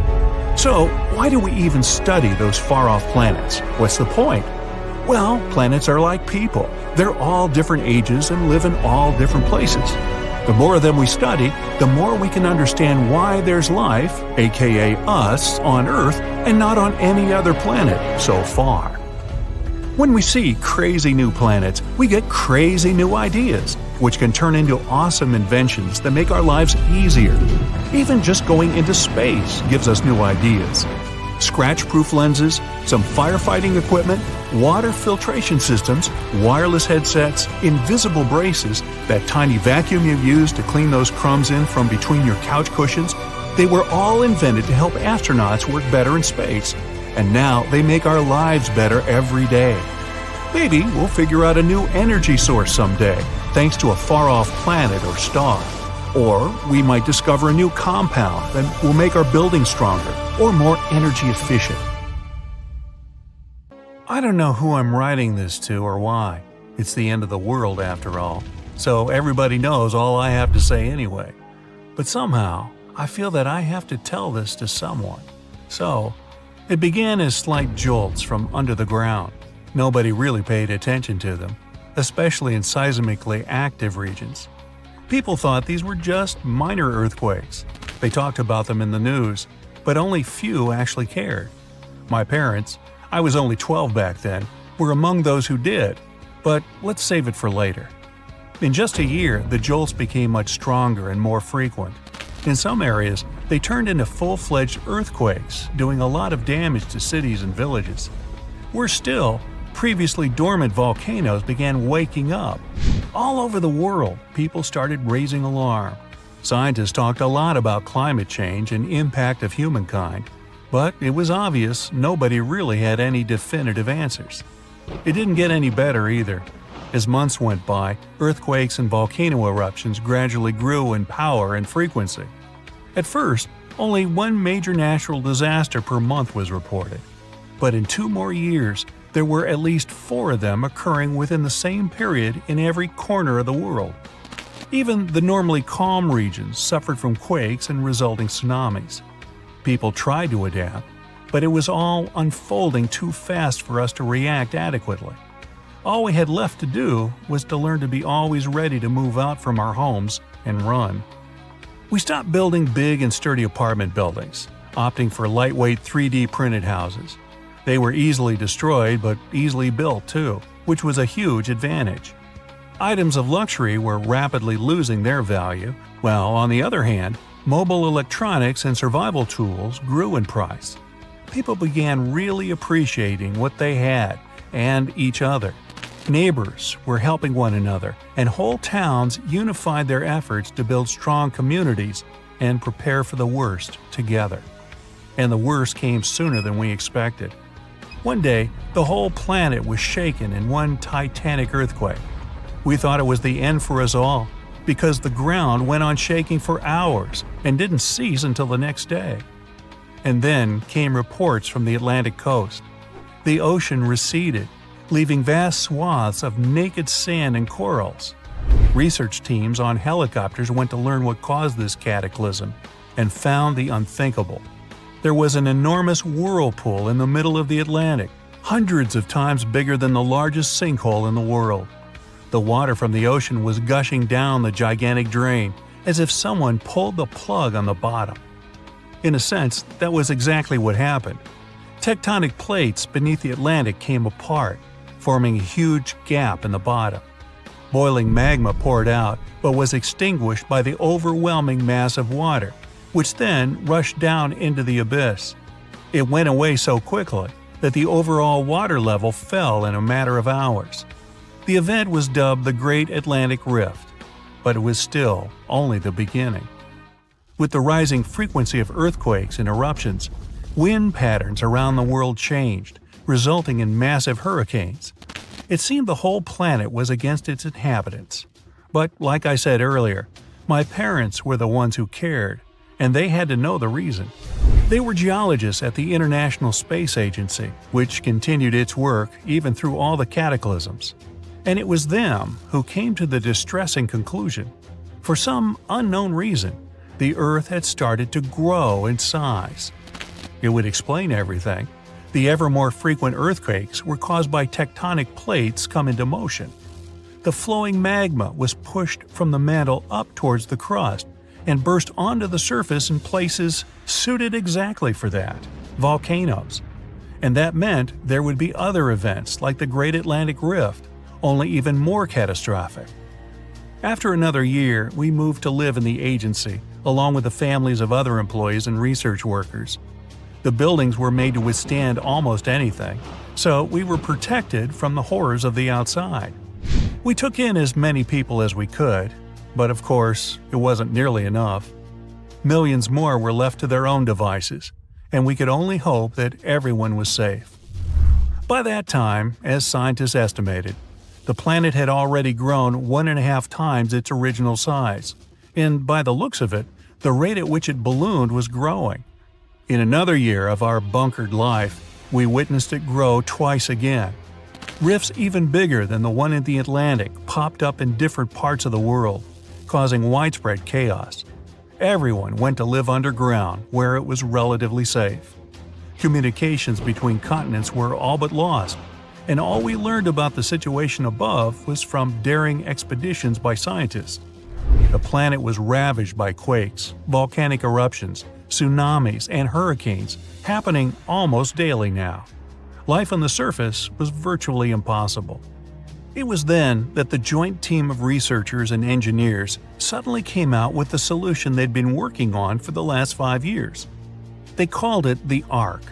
It turned out several teams agreed to build huge spaceships to evacuate humankind, along with the surviving animal, fish, and insect species in case the Earth comes apart. And the time they'd feared finally came. Everyone in the agency's buildings, including me and my parents, were escorted to an enormous hall where one of the arks was kept. All other people from the continent who managed to come were also there. We were given personal IDs and then allowed to board. Each person was allocated a separate capsule that was to keep us hibernating for the whole time of space travel. We were told we were the colonists, the pioneers in space settlement. We were going to Mars. And that's how I ended up here, where I'm writing all this. We successfully boarded the Ark and were put to sleep in our capsules. When I woke up, we were already landing. I won't bore you with the details of terraforming and settling in our new home. At first, we all wore special suits equipped with oxygen tanks. But soon enough, we built a dome with artificial atmosphere and started making the territory suitable for living, both for us and for the animals we brought. Since then, 10 years have passed already. We're feeling almost at home on the red planet, which isn't really red anymore. There are lush forests and big cities sprawling all around. Mars is inactive, so there are no earthquakes or hurricanes here. Life is pretty peaceful, although it's as busy as can be with all the work that still has to be done. But all this time, we've all been anxiously watching our home planet grow in size. At first, it was barely visible in the night sky, but as months passed, it became more and more apparent until one day it could be viewed in some detail with an unaided eye. Today, it's the size of the moon in our skies and visible even in the light of day. The sun is much smaller from here than it was seen from Earth, so basically, our home planet is now larger than its star. Through telescopes, we can see its surface covered in scars and fissures dozens of times bigger than the Grand Canyon. There are no more seas and oceans, and continents drifted far apart. The once green and blue and welcoming world is now a barren wasteland, boiling with fire and brimstone. The sun isn't helping it either. When the planet was small, the star bathed it in its light and warmth, giving it life and energy. Now, when Earth is 100 times larger, the sun is scorching its surface and burning off the remnants of its atmosphere. But even that's not all. With the size, the gravity has grown too. Being so big and massive, Earth has collided with the moon, virtually eating it up. Venus, which was similar to the previous Earth, started to be tugged toward the suddenly grown planet and was soon to run into it as well. And Earth itself is slowly gravitating toward the Sun. Scientists say that one day it would first consume both Venus and Mercury and then get burned completely in the Sun's heat. Wow. All I can hope now is to never see it with my own eyes. Not so long ago, astronomers discovered a planet that got the name of UCF 1.01. This world is about 33 light-years away from Earth. This makes the planet our next-door neighbor, in the cosmic scheme of things, of course. Honestly speaking, the space body is only a planet candidate because astronomers haven't measured its mass yet, but they have high hopes. The wannabe planet is very different from our Earth. Just 1.7 million miles away from its star, it completes its orbit in a day and a half. It's a scorching, deserted world with the temperatures at the surface rising up to 1,000 degrees. Even more astounding, the entire planet is likely to be covered in magma. Even if UCF 10 ever had an atmosphere, it has definitely boiled away by now. But then, the question is, what if Earth once went through some catastrophic event and it left our planet in the same state, boiling hot with the surface covered by a thick layer of lava? Would people manage to adapt to such conditions and move to live underground? It sounds unbelievable, but experts are sure that with time, humans would turn into healthy and rather happy mole people. Of course, life would be very different than today. No more sunsets and sunrises. No more traveling by plane and space exploration, unless people found a way to launch a rocket from under the ground. No more picnics in the park or sunbathing at the seashore. People would have to build a vast network of underground tunnels that would connect major cities. The most likely transport in this new world would be silent high-speed trains and electric cars. After moving underground, people would have not only physical but also psychological difficulties. In the beginning, their new home would be a dark, barren place, without fresh air and devoid of any color. To adapt to these tough living conditions, people would have to make some design changes. Greenhouses, well-lit parks with trees and illusions of the sky, familiar scents and sounds. All this would help people to adjust to their new life. After living underground for several generations, people would start to look a bit different. Pale because of the lack of sunlight, with sensitive large eyes adapted to dimmer lighting and more developed lungs. As for the very possibility of living underground, well, hear me out. You might imagine the Earth's depths as a huge mass of compressed solid rock. But the reality is different. This mass is heavily cracked. Water runs down the fractures and cracks in the planet's outer layer, the crust. Some of these streams reach the depth of many miles. In other words, subsurface Earth could probably support plant and animal life. If people lived underground, they wouldn't have a shortage of fresh water. Its reservoirs in the planet's interior contain 100 times more water than all the lakes, rivers, and swamps combined. Plus, this water trickles through the soil that acts as a purifier. But people would have to be super careful to keep the sources of water intact. Otherwise, the underground cities would get flooded and turn into giant water-filled traps. It would also be a great challenge to live without sunlight. Plants can't survive without the sun's ultraviolet light.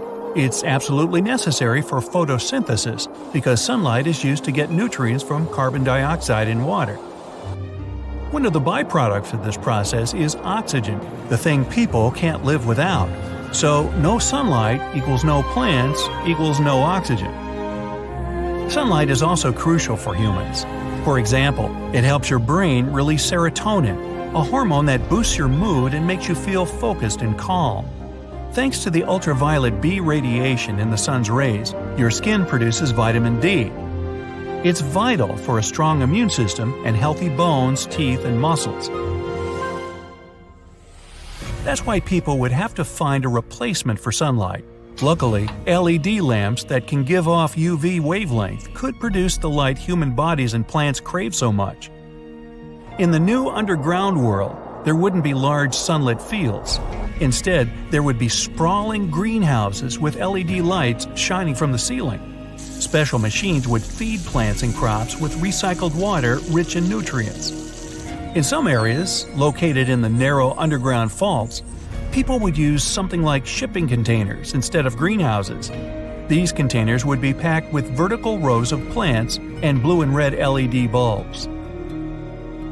As for people, they would have to follow a vitamin D-rich diet.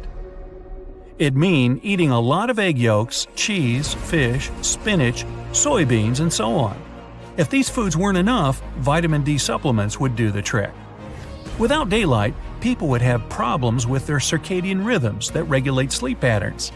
If you were isolated somewhere without a glimmer of light, you would easily sleep for 48 hours at a stretch. That's why people living under the Earth's surface would rely on artificial lights to control their internal clock. There wouldn't be any problems with electricity. It would be produced with the help of the Earth's inner heat. Such kind of energy is called geothermal, from the Greek words geo, earth, and therm, heat. It can be extracted from hot water and rocks.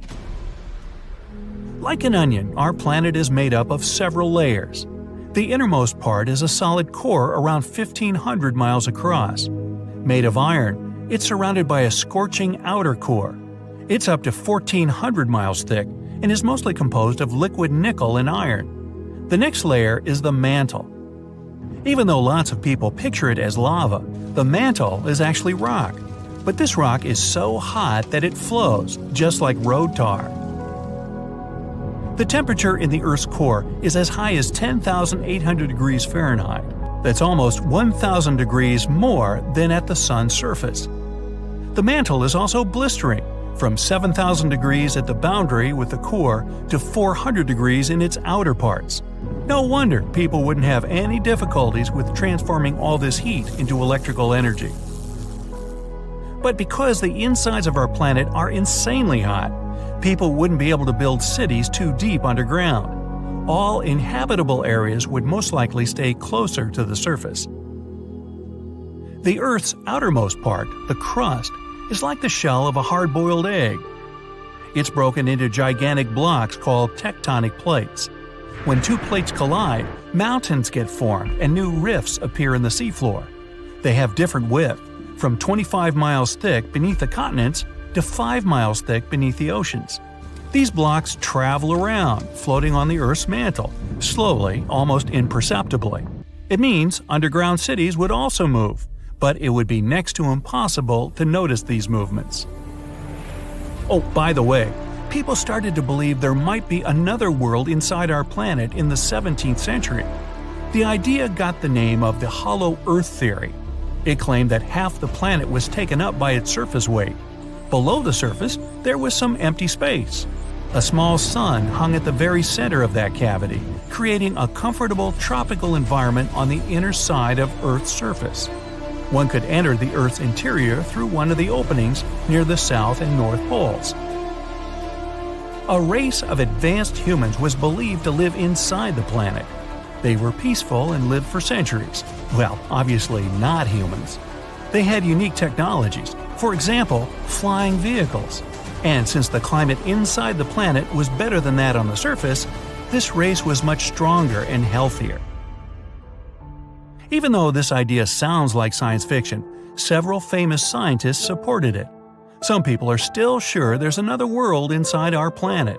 But if the Earth was hollow, it wouldn't have a magnetic field. And without a magnetic field, solar winds would rid our planet of its atmosphere in the blink of an eye. This would leave our green planet deserted and uninhabitable, like Mars is. The magnetic field on our planet exists thanks to the processes going on in its very much not hollow center. Liquid metals are constantly moving in the Earth's outer core, generating electric currents. When the planet rotates around its axis, the electric currents form a powerful magnetic field. The sunward side of the magnetosphere is as large as 10 Earth's radii, and the other side stretches out in a magnetotail that spreads for 200 times the Earth's radius. While we may think of ourselves as advanced after catching a glimpse of the 8 planets of our solar system and their 200 moons, we really have little idea of what's out there. So much so that there's speculation that there might be one more planet in our solar system. Scientists call it Planet X or Planet 9. This undiscovered world could be hidden way out past Neptune. Asteroids and dwarf planets in this area have weirdly unexplained altered orbits, and Planet X may be the reason. Tales of this mysterious planet began over 100 years ago with a man called Percival Lowell. Lowell had a great love of space, and aside from having an impressive mustache, he was also super rich. Ooh, that lucky guy. He used his riches to build an observatory in Arizona. He then dedicated it to study the odd motions of Uranus and Neptune. Their gravitational pulls are slower than those of all the other planets in our solar system, almost as if there is a giant hidden object pulling them off course. In 1906, Lowell theorized that there could be another planet out beyond Neptune. It probably caused those strange cosmic happenings. The man called this potential space body Planet X. In 1930, Pluto was discovered by Clyde Tombaugh at Lowell's very own observatory. It finally looked like people had an explanation for the weird orbital patterns. Lowell's team was on cloud 9 after the discovery, but their celebrations were short-lived. Soon, they found out that Pluto is way too small to be having that much of an effect on the surrounding planets. And it was also too far away from them, so it was back to the drawing board. Planet X, if it exists, is 10 times the size of Earth and 4 times its radius. It would take at least 10,000 years for the planet to orbit the Sun, and it would sit over 200 times further out than our home planet. That's 600 astronomical units from the center of the solar system. FYI, an astronomical unit equals the distance between the Earth and the Sun. But while that sounds super far away, it's actually not. The distance between space bodies is usually measured in light years, and an astronomical unit is a much smaller unit of measurement. For context, the most distant thing detected from Earth is the galaxy GNZ11. Cute name, huh? It sits a staggering 32 billion light-years away. Even so, our telescopes can still spot it, and just 1 light-year is the same as 63,241 astronomical units. Woo! So, if our tech can detect a galaxy that's so far away, how have we not been able to uncover Planet X? Well, it's probably down to the fact that it might not even exist. The theory of Planet X was pretty much debunked back in 1989. It was discovered that the mysterious gravitational pulls of Neptune had been a red herring all along. Scientists had massively misjudged just how big Neptune actually was. Voyager 2 visited the planet and discovered its actual size. This new info explained the odd gravitational pulls, meaning they weren't being caused by the so-called Planet X. But that's not where our investigation ends, as the hypothetical 9th planet once again popped up around 10 years ago. While the evidence behind Lowell's theory was wrong, his belief in Planet X may not have been. In 2015, astronomers Michael Brown and Konstantin Batygin discovered that there were, in fact, unexplained gravitational forces at play past Neptune. There are satellites that orbit planets perpendicularly, which doesn't happen anywhere else in our solar system. There's also clusters of asteroids that move in very specific ways, so specific that it's basically impossible that it could be random. Even weirder, there are satellites that travel in completely opposite direction to the Sun, unlike most other things in the solar system. A planetoid called Sedna also appears to be being pulled towards something, along with 6 others, all going in the same direction. And Brown and Batygin aren't just any other stargazers. They're both well-respected scientists at the top of their game. Konstantin Batygin has been named in Forbes as one of 30 scientists who are changing the world. And Mike Brown was the man who rebranded Pluto as a dwarf planet. This means that when these guys say something, it's usually pretty legit, and you should probably listen. But the only way we can really prove Planet X exists is to actually find it, and this has turned out to be pretty difficult. To locate the planet, we'd need to use a method called transit photometry. This is basically where we monitor a whole bunch of stars for a long time and look out for any dips in the light they give off. These dips would likely be caused by a planet getting in the way, And ta-da! The existence of Planet X could be proved. But for this method to work, Earth, the new planet, and the Sun all have to be perfectly aligned. These circumstances are pretty rare, and if these conditions don't exist, the dip in light won't happen. Plus, this method would only really work with planets that are closer to the Sun than our Earth. That's Venus and Mercury. For anything past Earth, this technique is pretty much useless. Another technique we could use is to find the potential planet through a good old-fashioned telescope.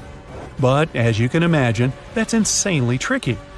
The furthest object that we've found in our solar system is a planetoid appropriately named Far, Far Out. But that's only 140 AU away from the Sun. That's only like a quarter of the way to Planet X. We can only see an object because of its brightness. The Sun is very visible to us because it emits huge amounts of light. And we can see the Moon because it reflects the Sun's light. Technically, the Moon has no right to appear brighter than everything else in the night sky. It only seems brighter because we're closer to it. The farther away an object is, the less bright it appears to us. The major issue with seeing the theoretical Planet X is that all objects in our solar system get their light from the Sun. They reflect sunlight, and that's why we can see them. Given how far away from the Sun Planet X might be, it makes it nearly impossible to see. And because of its really dim light, to view it, we would require perfect weather conditions as well as an extremely strong telescope. But Brown and Badigeon have found the perfect one. The Subaru telescope is located at the top of a dormant volcano in Hawaii. It's huge and is capable of capturing even the weakest light from distant space objects.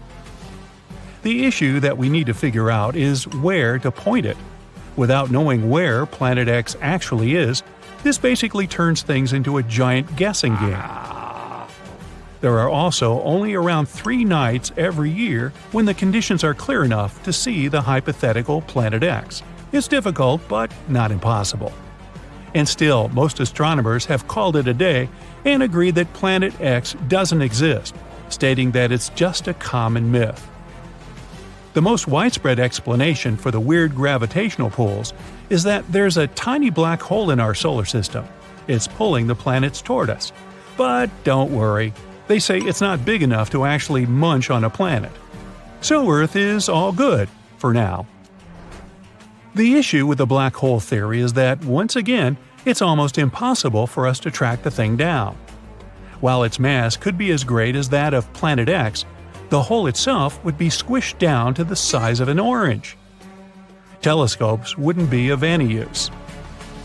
To find it, people would have to look for the gamma rays sent off by objects as they fall into the black hole.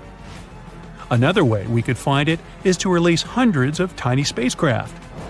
They would pass close enough to the hypothetical hole, and when they got pulled toward it, we could probably detect it. But don't count out Brown and Badigeon's theory. It's still being documented by NASA.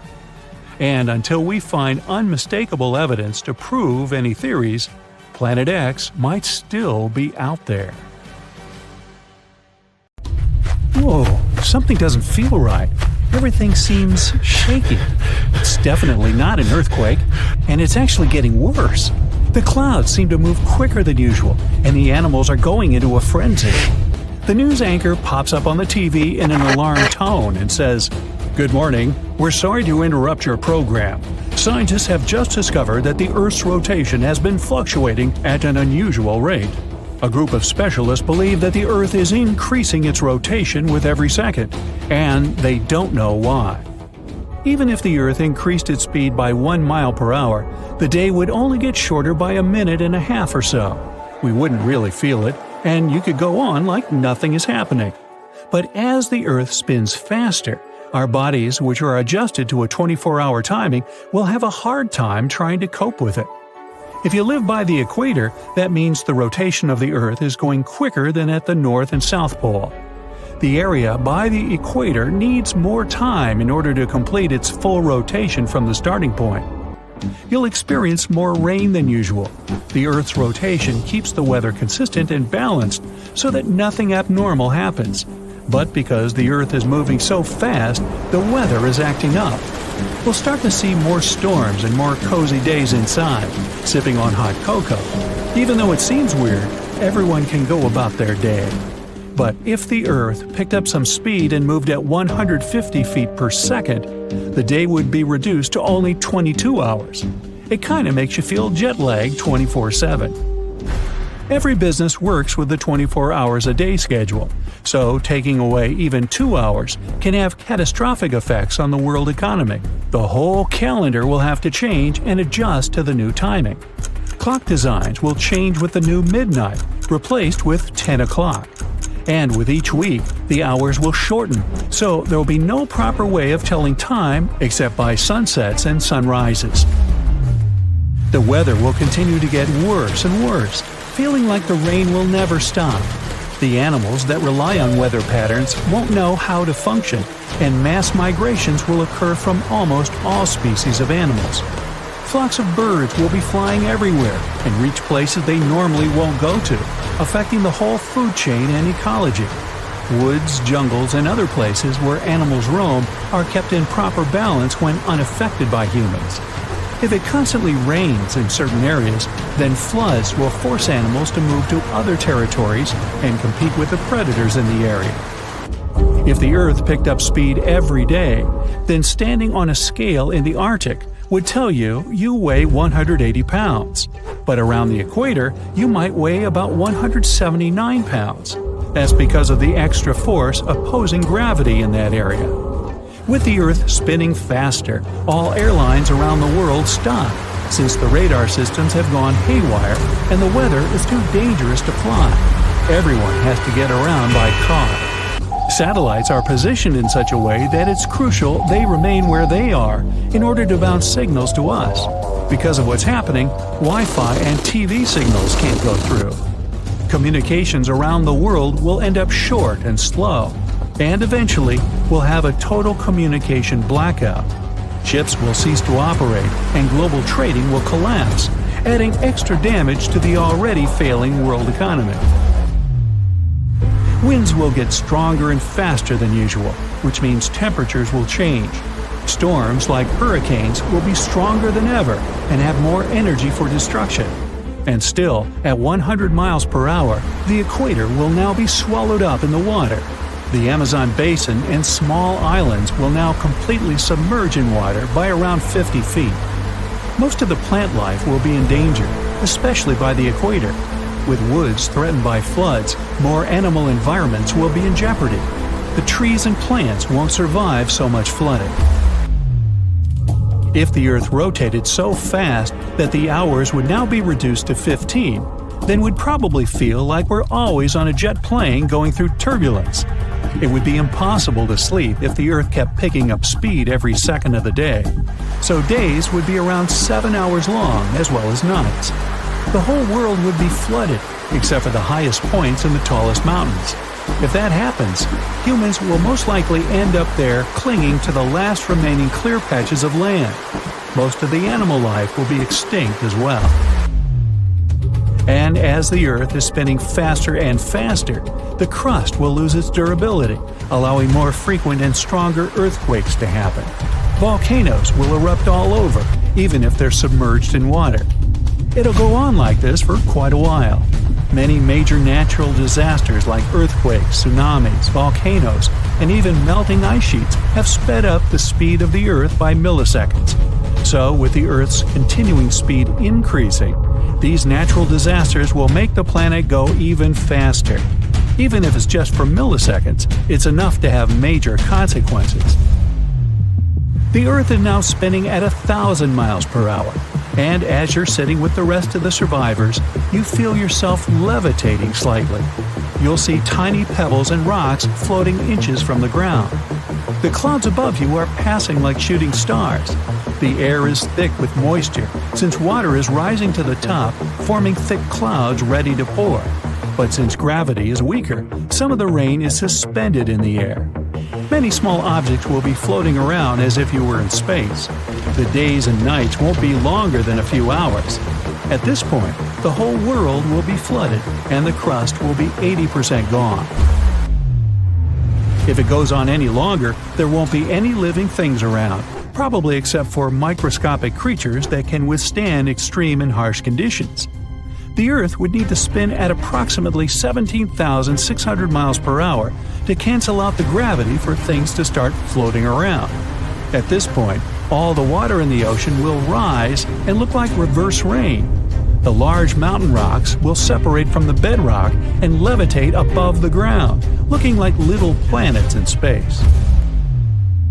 The Earth is now spinning 17 times faster than usual, which makes one full rotation around its axis only 84 minutes instead of 24 hours.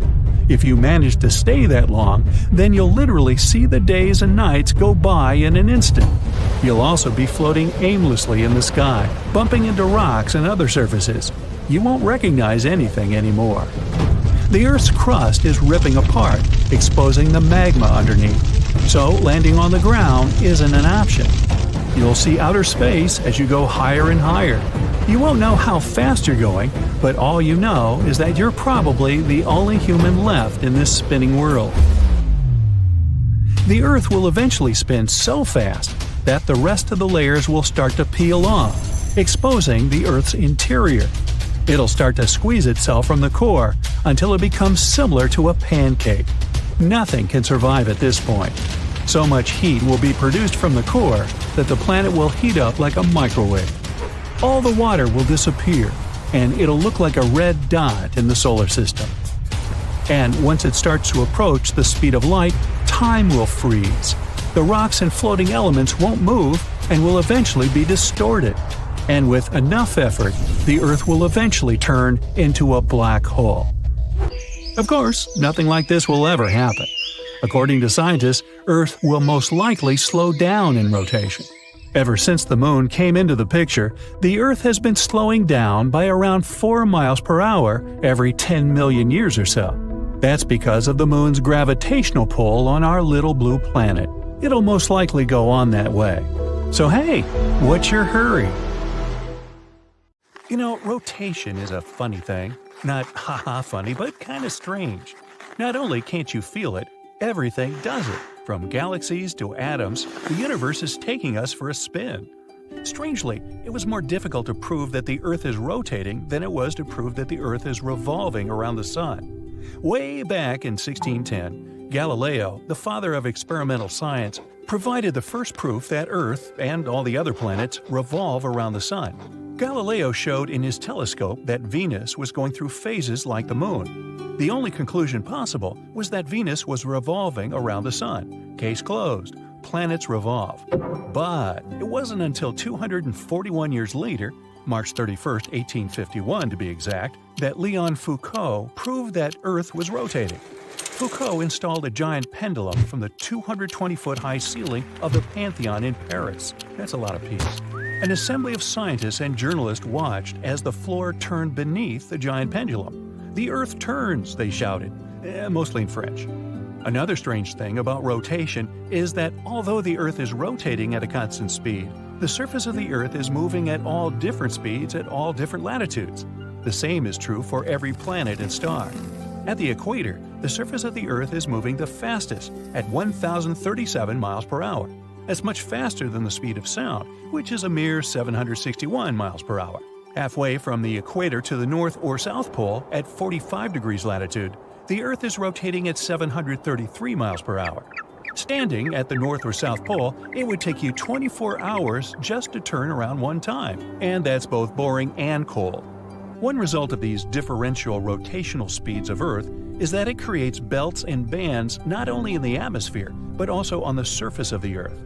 Jupiter, of course, is famous for the belts and bands in its clouds caused by the giant planet's rapid rotation of about 28,000 miles per hour. The belts and bands on Earth's surface are somewhat overlooked, but we've got them too. We have white ice at the North and South Poles, and between the two poles, there are alternating belts and bands of dry sandy desert and moist green vegetation. This essential geography can be seen most clearly when we view the Earth rotating in space. Space agencies use the differential rotation of the Earth to their advantage. They launch their rockets as close to the equator as possible.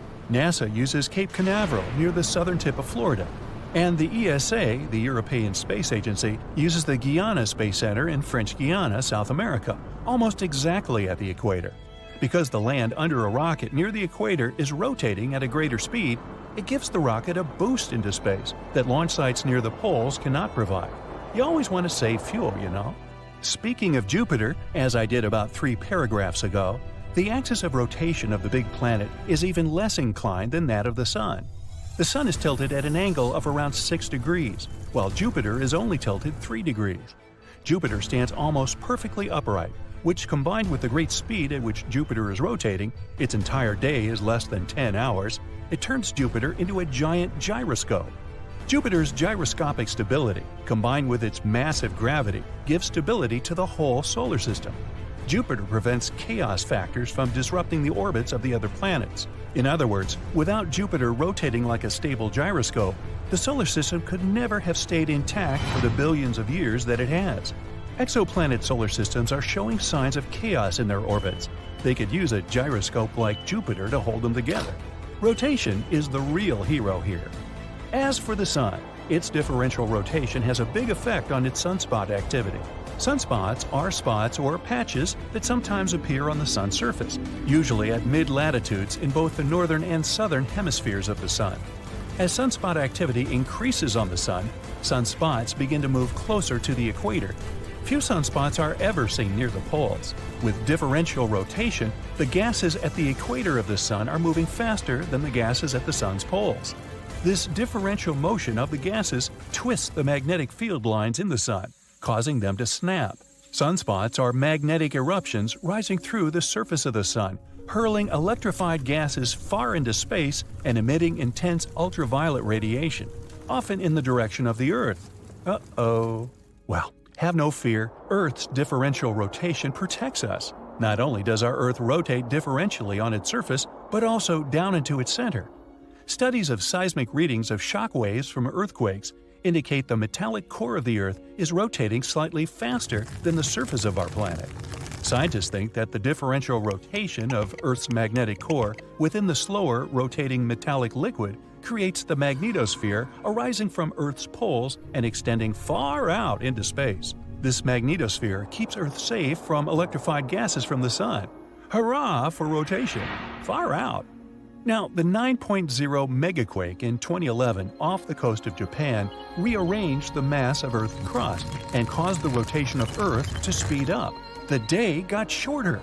Not much shorter, 1.6 millionths of a second, but we are accustomed to seeing the Earth's rotation slowing down. The Earth rotating through the tidal action of the Moon's gravitational effect on the oceans drains kinetic energy from the Earth's rotation, causing the planet to slow down. Each day is becoming longer, about 2/1000ths of a second longer. Well, I need to adjust my watch.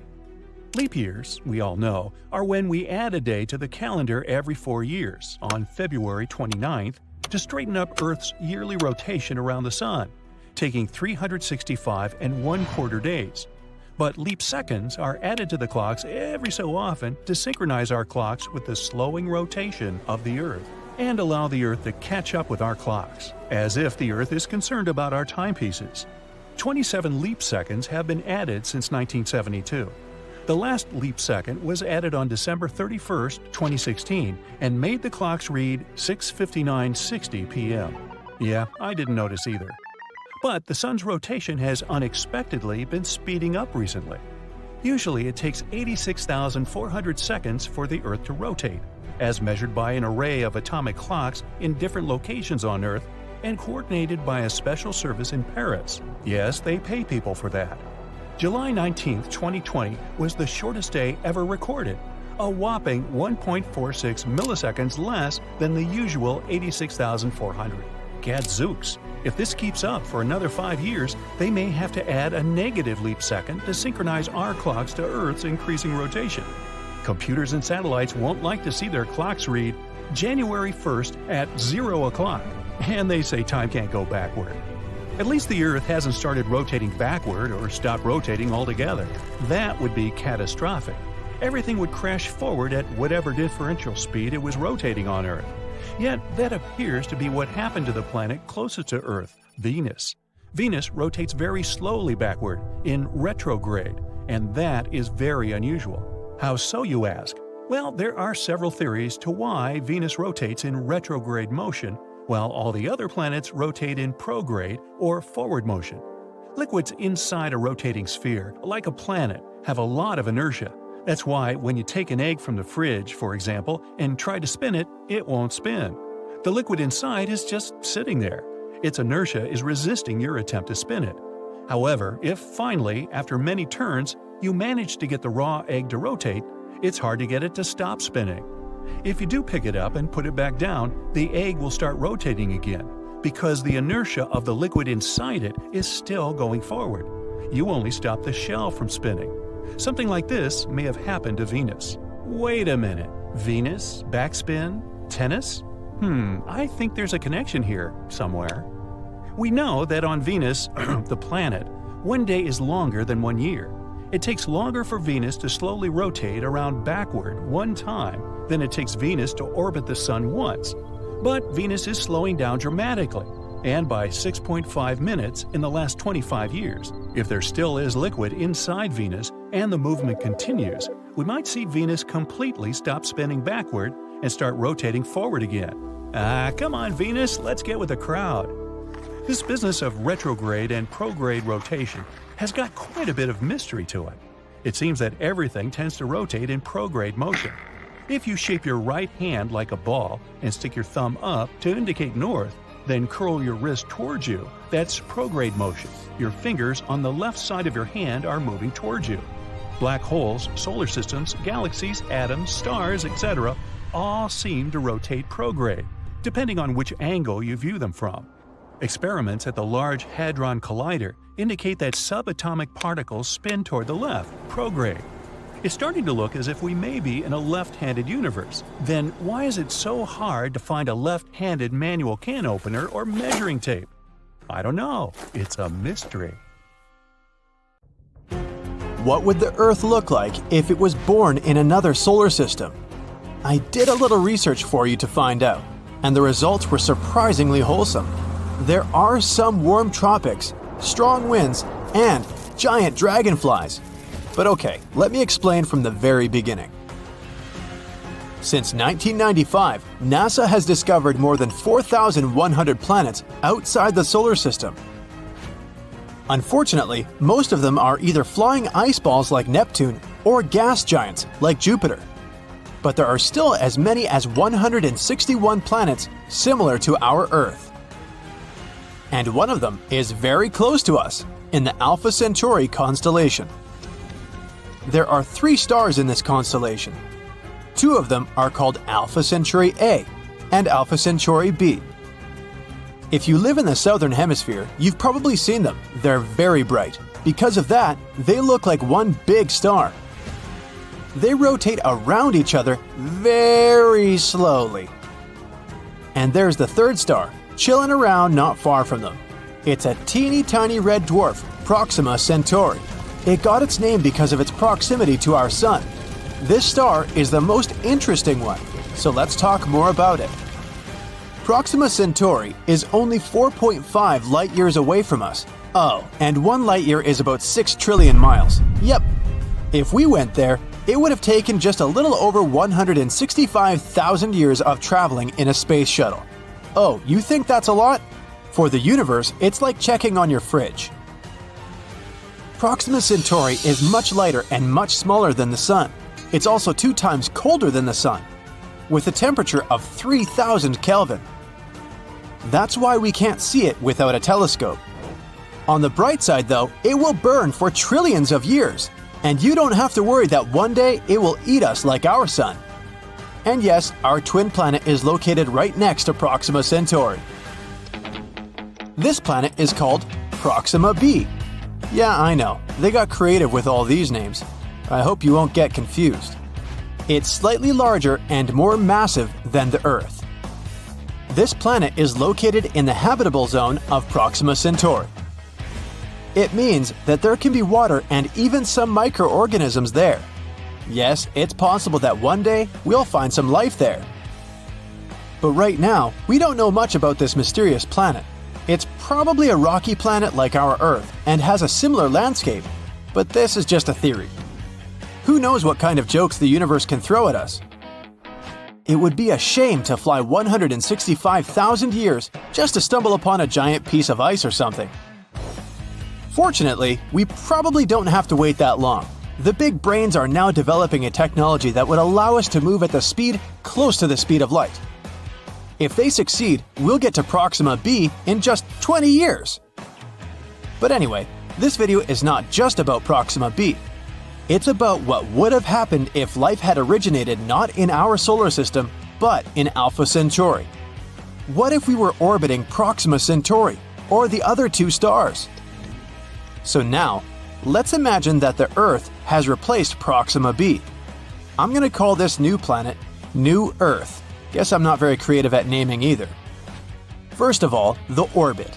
The new Earth must be about 25 times closer to its star than Proxima b is. Otherwise, it would be unimaginably cold. Let's move the planet a little closer. Excellent. The day still lasts 24 hours, but our orbital period is very high. Proxima b revolves around its star in 11 days. But we'll make it in just 8. Hey, a birthday party every week? Sign me up. Oh, hold on. There's another problem. You see, Proxima Centauri is a flare star. This means that sometimes, just out of nowhere, it throws out some stellar winds. These winds carry around a bunch of ionized particles, which then settle on the planets. Yeah, our Sun also does that, but Proxima Centauri tries to finish us off 2,000 times harder than our Sun, so the radiation levels are off the scale, to say the least. Don't worry, it's fine. All we need are incredibly strong magnetic fields. They will help us create a very thick atmosphere that can protect us from the Proxima Centauri's tantrums. So now it's going to be very warm. Or not. Another problem. Scientists are still not sure how exactly Proxima Centauri's planets rotate around it. What if they turn out to be tidally locked, like our moon? Then one half of the new Earth will be a frying pan, and the other half will be some frosty deserts. Oh, it's fine, we'll just settle down somewhere in the middle. Didn't expect that I would ever say this, but it will definitely be warm at the North Pole. And if we're lucky with the rotation, we'll just get a cozy, warm planet. The average temperature is about 70 degrees Fahrenheit, and there aren't any extreme temperatures. On the new Earth, we have much more water. The weather is generally pretty crazy. Some very strong winds and quite destructive rains that can go on for quite a long time, but you can adapt.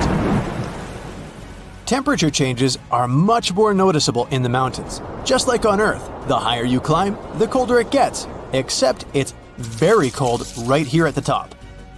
Because of this, the mountains and hills have jungles below and snow-covered deserts on the tops. But in general, it's almost like the Earth's tropics. The flora is very rich, the trees are very low but lush. The thick atmosphere also makes flying easier, so there are a lot of large flying animals, like dragonflies with a wingspan of 16 feet. Moving on. The sky here is much lighter than that on Earth and very cloudy. Sometimes it may seem completely white. But the starry night is beautiful and bright. There are 4 suns. Our main one is Proxima Centauri. We can also see 2 bright Alpha Centauri stars. And finally, our old sun, which looks like a bright, distant star. I'll allow you to shed a tear for the old Earth. There's a few planets near us, like Proxima Centauri c. The host star is surrounded by 2 belts of cosmic dust, so get ready for some gorgeous, colorful night views. So what we have in the end is a little crazy, but a beautiful green planet. I personally wouldn't mind moving there already. What about you? Write in the comments. Alright, so now we know what would have happened if our Earth had been born near Proxima Centauri. What about the other 2 stars? Unfortunately, we won't be able to rotate near 2 stars at the same time. Scientists suspect that Alpha Centauri A and B have some kind of common planet that jumps from one orbit to another, but it's probably very cold. Let's choose Alpha Centauri A. Just like on the new Earth, here our average temperatures are about 70 degrees Fahrenheit. But now, the temperature variation is quite large. It goes from negative 100 degrees Fahrenheit at the South Pole to 113 degrees Fahrenheit at the equator. We'll be fine close to the north. The day is still 24 hours, and the orbital period is 1 year and 1 month. It's almost the same for the Alpha Centauri b, but the orbital period is about half a year. Other conditions are very similar to those on Earth. Changes in the seasons are almost not noticeable. The temperatures don't change much either. No matter where we settle down, the neighboring star will be clearly visible, but we probably won't see Proxima Centauri. And that's about it. Of course, all this assumes perfect conditions. Just like on Earth, one slightest change, whether it's a thin atmosphere or a bigger distance from the star, and it won't end well. We got really lucky with our Earth. But even so, the chances of finding a habitable planet are very high. Even with the tiniest possibility, there will be about 15 million planets in our universe that we can find life on. The moon has always been a source of wonder, myth, and mystery. It lights up our nights, controls the tides, and marks the rhythms of time. But what if the moon isn't what it seems? What if this familiar, glowing orb in the sky is not a natural object at all, but a hollow, perhaps even artificial construct? That's the central idea behind the hollow moon theory, a concept that blends science fiction with ancient lore and dares to question everything we think we know about Earth's closest celestial neighbor. Let's explore the bizarre clues and strange stories that fuel this unsettling possibility. During the Apollo missions in the late 1960s and early 1970s, NASA astronauts left behind scientific instruments, including seismometers. In 1969, the Apollo 12 crew intentionally crashed a portion of their spacecraft onto the lunar surface. The result shocked mission control. The moon reverberated for over 50 minutes. Scientists said it rang like a bell. This was not a one-time event. Later impacts during Apollo 13 and 14 produced similar results, long-lasting, deep seismic vibrations that were unlike anything observed on Earth. Some theorists argue that this behavior could be a sign that the moon is hollow or has vast inner cavities.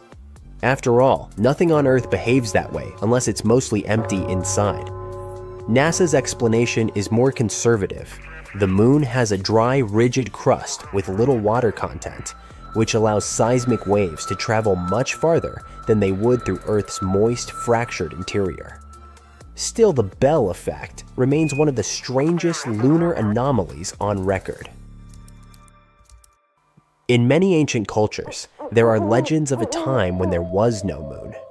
Aristotle mentioned that the Pelasgians, the ancient people of Arcadia, lived before there was a moon in the heavens. The Zulu people of Africa tell stories of two brothers, Wawane and Mpanku, who brought the moon to Earth, an artificial object, hollow and controlled, which changed the weather and caused great floods. Ancient Sumerian texts also hint at a celestial object that arrived unexpectedly in the sky. These accounts span multiple continents and civilizations, alluding to a world that once turned without a moon. Are these myths simply poetic metaphors? Or could they be distant memories of real events passed down in the only language available to ancient humans, myth and story? The moon is the fifth largest natural satellite in the solar system, and by far the largest relative to the size of its planet. No other moon comes close in size ratio. This alone makes Earth's moon an outlier, but there's more. The moon is precisely the right distance from Earth, about 384,000 kilometers, to perfectly cover the sun during a total solar eclipse. The sun is 400 times larger than the moon, and also about 400 times farther away. This perfect 400 to 400 ratio creates an extraordinary visual phenomenon that allows scientists to study the sun's corona during eclipses. Coincidence? Maybe. But to some researchers, it feels more like design. And then there's the moon's orbit. It's almost perfectly circular, and it's tidally locked, meaning we always see the same face. We never see the far side of the moon from Earth, unless we send spacecraft around it. Why does this object behave so precisely? Is it a natural product of gravitational forces? Or something else? In 1970, Soviet scientists Mikhail Vasin and Alexander Sherbakov published a radical paper titled, "Is the Moon the Creation of Alien Intelligence?" They suggested that the moon may be a colossal, ancient spaceship, an alien construct disguised as a natural satellite. According to their hypothesis, the moon might have a metallic outer shell with an inner structure that once supported machinery, life, or monitoring equipment. They compared it to a planet-sized arc that could travel between star systems. While their paper was largely dismissed in the West, it planted the seed for countless other theories. Could the moon be a derelict alien spacecraft? Long abandoned, perhaps watching us still? More recent fringe thinkers have proposed even stranger ideas. Some argue that the moon might not just be a passive structure, but a kind of anchor for a simulated or controlled reality.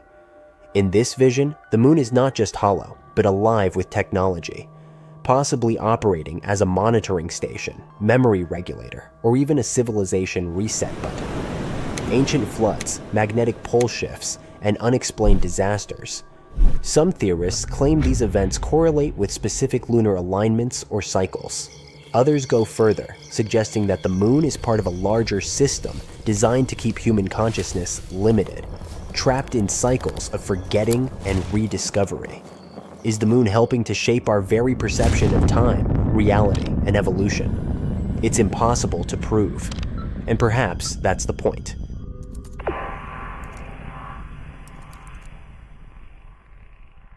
Even beyond the big theories, there are many small puzzles that don't quite fit. For example, when scientists first studied moon rocks, they expected to find thick layers of accumulated dust, possibly several meters deep. Instead, the moon's surface dust was surprisingly shallow. Where did all the debris go? Radio signals sent to the moon sometimes bounce back with strange delays, suggesting interior reflections that aren't typical for solid rock. And then there are the mysterious transient lunar phenomena. Sudden flashes, glows, or color changes on the moon's surface. These have been observed by astronomers for centuries, yet remain unexplained.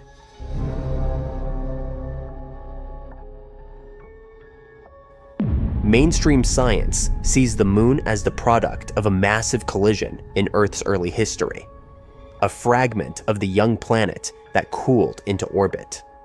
But for every answer science provides, there seem to be more questions.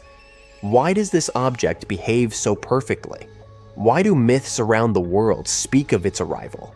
And why does its presence feel so scripted? Whether you believe in the hollow moon theory or not, one thing is certain: the moon is far more than just a rock in the sky.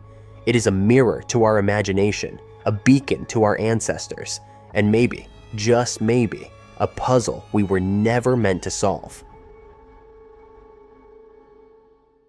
Did you know that in 1958, two powerful rivals planned to take the lead in the space race by launching an atomic bomb at our natural satellite? What would have happened if they had gone through with it? Who the hell thinks bombing the moon is a good way to win a popularity contest? On top of that, we're going to find out if anyone ever did bomb outer space and why. Stick around, because what we're about to tell you sounds incredible, but it actually happened, and even Carl Sagan was involved.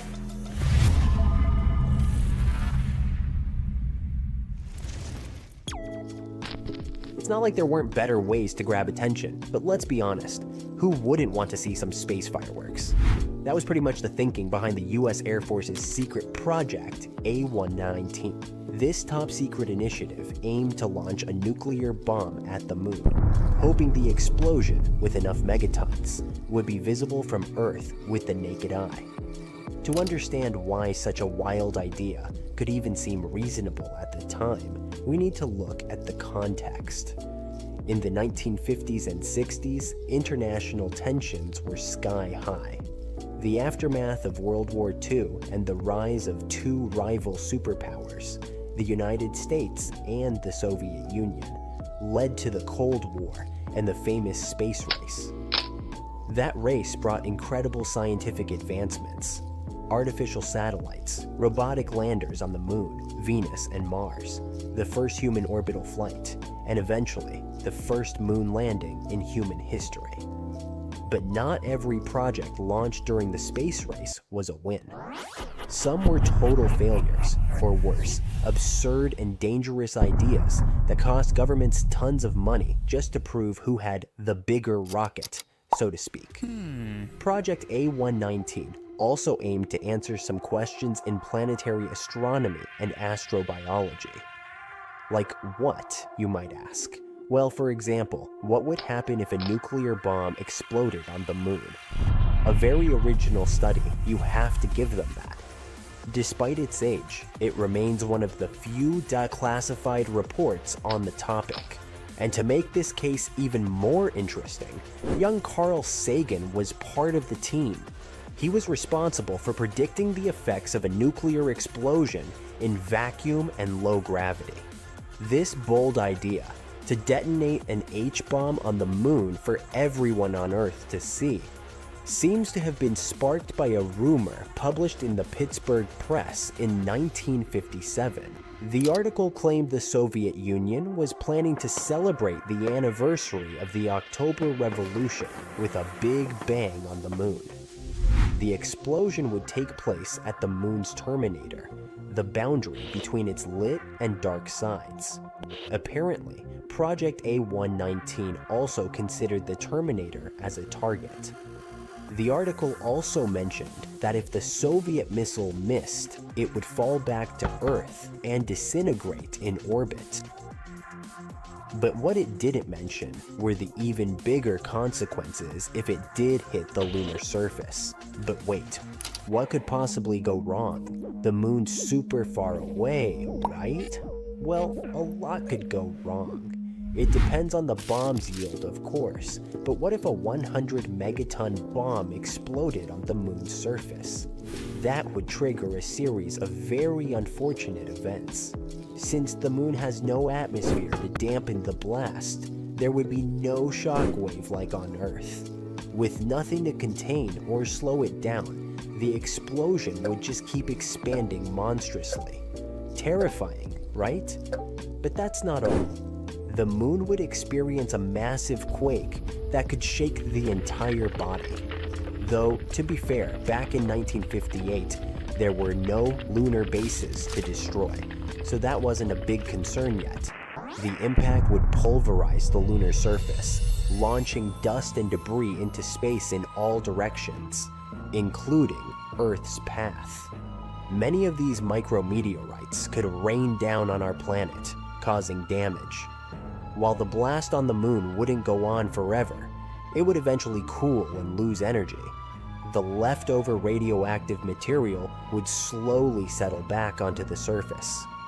And without natural processes like Earth's rain or erosion to clean it up, the radiation would stay there for a very long time. So, what eventually happened to the US's Project A119 and the Soviet Union's Project E? Well, what had to happen? Both were scrapped due to the extreme risks and the possible impact on future lunar colonization. Now, a question some of you, especially Star Wars fans, might be wondering is, were there no more plans to blow stuff up in space after that? And the answer is, oh yes, there were. it wasn't exactly a bomb, but in 2009, NASA deliberately set off the equivalent of about 2 tons of TNT with the LCROSS, Lunar Crater Observation and Sensing Satellite. The goal was to see if there was frozen water in the Cabeus crater on the dark side of the moon. They crashed the probe into the moon, and the mission was a total success. Yes, there's water on the moon. Also, during the Cold War in 1962, the US launched Project Starfish, the largest nuclear detonation ever carried out in space. It was a high-altitude test that caused a massive electromagnetic pulse so strong that it messed up the very instruments meant to measure it. It even affected Hawaii, causing about 300 streetlights to go out, triggering burglar alarms and damaging phone lines. Now you know who and why someone wanted to nuke our dear satellite. But as it turns out, we couldn't change the moon's orbit or get a fireworks show that easily. The moon's too massive and the consequences are way too dangerous. But hey, it's all just a cold case now, right? There's no one still trying to prove who's bigger and stronger by nuking stuff. Right. Let us know in the comments if you already knew about this case, and until next time. Some of the most terrifying conspiracy theories might actually be true, but which of them? Let's figure out. You might have heard about the conspiracy surrounding Project Sunshine, for example. A few decades ago, the US government started a study to measure the effects of nuclear fallout on the human body. And according to some people, authorities were stealing bodies to do radioactive testing. However eerie it sounds, it's partially the truth, but in reality, parts of dead bodies went missing. And because for the research they needed young tissue, they were looking for recently deceased children, and then took samples without notification or permission from the more than 1,500 grieving families. The next conspiracy claims that, during Prohibition, authorities poisoned alcohol to stop people from drinking. Strangely, the truth is even more somber. Even before Prohibition, industrial alcohol contained toxic chemicals. However, between 1926 and 1933, the government ordered manufacturers to add even more lethal substances to prevent bootleggers from turning it into drinkable alcohol. Have you heard about the idea that President Woodrow Wilson's stroke left him unable to govern, so his wife secretly took over? It's actually true. In 1919, Wilson had a severe stroke, which left him debilitated. The government kept the situation under wraps, and Edith Wilson controlled access to the president and made key decisions on his behalf. Basically, she effectively led the country for over a year. This conspiracy is outright creepy. It claims that the CIA experimented with LSD and other substances on unwitting Americans as part of a secret mind control project. Sadly, this was not just a rumor. MKUltra was a real CIA program. It started in the 1950s with volunteers, but soon escalated to dosing people without their knowledge. Some even suffered long-term psychological damage. Another outrageous conspiracy. The Dalai Lama worked with the CIA. Are you ready to find out the truth? During the 1960s, the CIA secretly sent financial support to the Tibetan resistance against China. Declassified documents confirm that the Dalai Lama received an annual stipend of $180,000 as part of this initiative. Now, do you believe that the FBI spied on John Lennon? Well, Lennon's outspoken opposition to the Vietnam War and his influence on the counterculture movement made him a target. The Nixon administration viewed him as a political threat, so the FBI indeed closely monitored him. But what about you? Could the government use technology to track you? Unfortunately, in the digital age, privacy concerns are very real. In 2016 alone, US agencies submitted nearly 50,000 data requests to Facebook, 28,000 to Google, and 9,000 to Apple. Mass surveillance is likely growing. Even webcams and smart devices could be used for monitoring. The next conspiracy goes like this. Tobacco companies were hiding the dangers of smoking for decades. Unfortunately, Even in the 1950s, studies showed a clear link between smoking and lung cancer. However, tobacco companies worked to suppress this information, funding misleading research and marketing campaigns to downplay the risks. One of the most popular conspiracy theories claims that an extraterrestrial is buried in New Mexico. And guess what? The claim is partly true, but not in the way many think. In 1983, Atari's E.T. the Extraterrestrial video game flopped so badly that the company dumped thousands of unsold cartridges in a landfill in the New Mexico desert. This sparked urban legends about something more mysterious. The truth was only revealed when the site was excavated in 2014. And how about the Illuminati, a secret society controlling the world and having ties to the NSA? While many believe in the existence of a shadowy elite pulling the strings, the only proven connection between the Illuminati and the NSA is a digital coincidence. Typing Illuminati backward, Itanimuli, into a web browser redirects to the NSA's website. Most likely, this is the work of a prankster who purchased the domain. One of the most eerie conspiracies involves the Bohemian Grove, a secluded retreat in California, where influential figures from around the world gather annually. Today, powerful individuals meet there every July for what is officially described as a casual retreat. However, history suggests that significant discussions take place. The early ideas for the Manhattan Project, which led to the development of the American nuclear bomb, were conceived here. Security at Bohemian Grove is strict, and access is invitation only. Very few photographs of the gatherings exist since photography is prohibited. Women are traditionally not allowed to attend.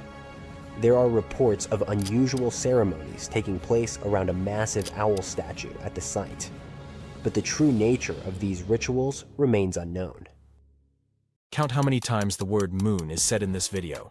Enjoy. There might be moons out there in space. These are moons orbiting other moons. Online, these fascinating hypothetical space objects have already been nicknamed submoons, grand moons, moonitos, moonates, and even moons. They might not exist in our solar system or any other. But some astronomers claim that the concept of a moon bringing up its own baby moon is quite plausible. The thing is, in all planetary systems we know about, natural satellites occur in a strict order. Planets orbit stars, and moons move around planets. But then, why can't submoons orbit moons? Take Earth's natural satellite. It's so massive that some astronomers even want to call it a planet in its own right. Then why shouldn't this planet-sized moon have its own satellite? In a new paper, a couple of researchers looked for a mathematical answer to the puzzle of moons. Using special equations created to show the tidal effects of planets on their moons, the scientists determined that submoons could exist if the host moon was massive enough and the submoon was small enough. Plus, there should be a wide orbital gap between these two moons and the host planet. This way, a 6-mile-wide submoon could only survive moving around a 600-mile-wide moon on a wide separation orbit. If these parameters are not met, the tidal forces of the host planet would be too powerful and would smash the moon and the moon together. Or these forces would be too weak to keep the submoon, and it would get jettisoned into space. Based on these conditions, there are quite a few natural satellites in our solar system that could hypothetically host baby moons of their own. These could be Saturn's moons Titan and Iapetus, Jupiter's satellite called Callisto, and our moon. Yes, our own moon could have its own tiny satellite. Why doesn't it? The researchers haven't found the answer to this question yet. The existence, or lack thereof, of moons may shed light on satellite formation and evolution in planetary systems. But once we find the answers we're looking for, the next logical question may arise.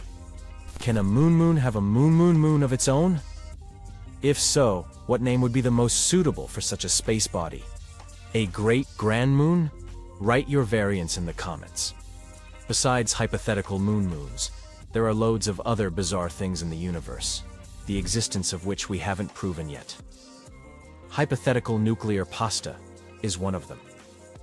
If it does exist, nuclear pasta is the strongest material in the entire universe, It forms from the leftovers of extinguished stars when this substance gets squeezed into spaghetti-like tangles of material.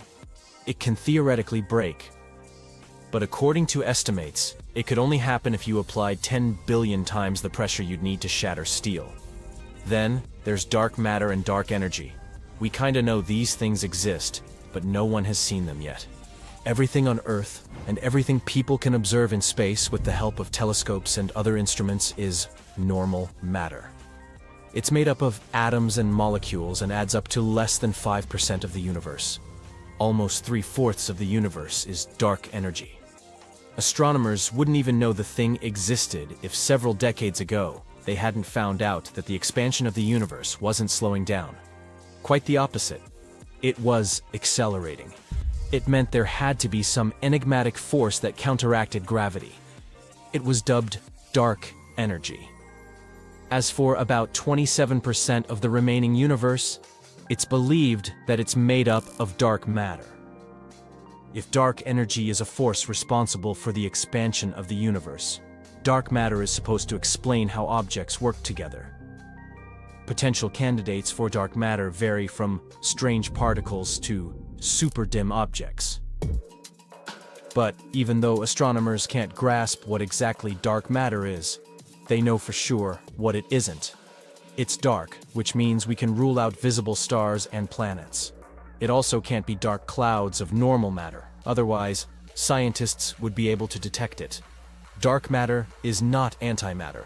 Astronomers don't see unique gamma rays that appear when antimatter comes in contact with matter. And neither is dark matter gigantic, galaxy-sized black holes.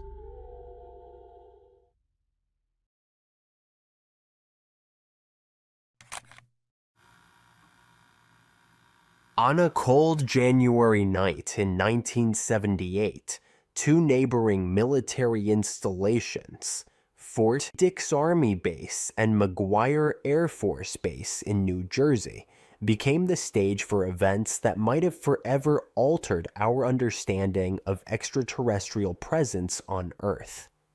Known as the Fort Dix incident, this case remains one of the most enigmatic and heavily classified stories in military UFO encounters.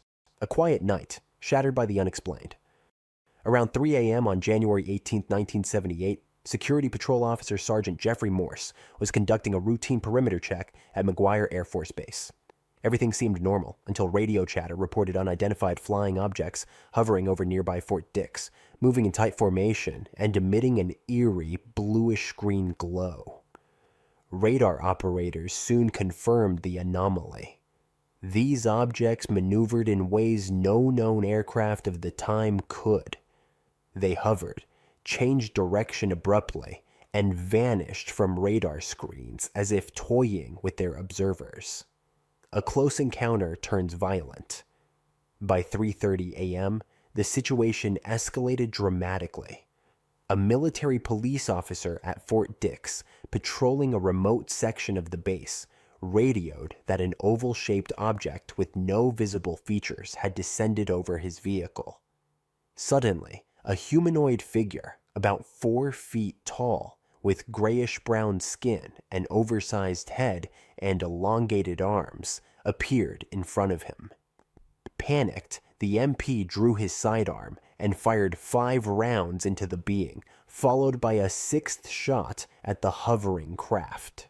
Immediately, the UFO shot upward and vanished, while the wounded creature fled toward the fence, separating the two bases.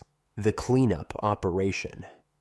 Within minutes, a team of unidentified soldiers in blue berets, with no insignia, arrived, cordoning off the area and pushing back regular personnel, including Morse.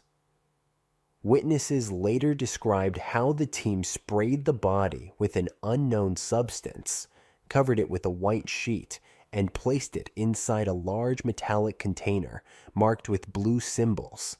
By dawn, the container was loaded onto a C-141 cargo plane bound for Wright-Patterson Air Force Base, a facility long rumored to house classified UFO-related materials.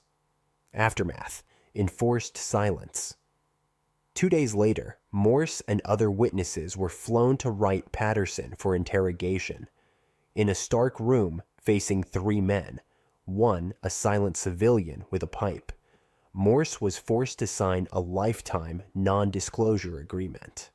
Soon after, all involved personnel were reassigned to overseas bases, effectively scattering them across the globe. Morse was sent to Okinawa, Japan, where he spent 2 years before finally breaking his silence. Fact or fiction?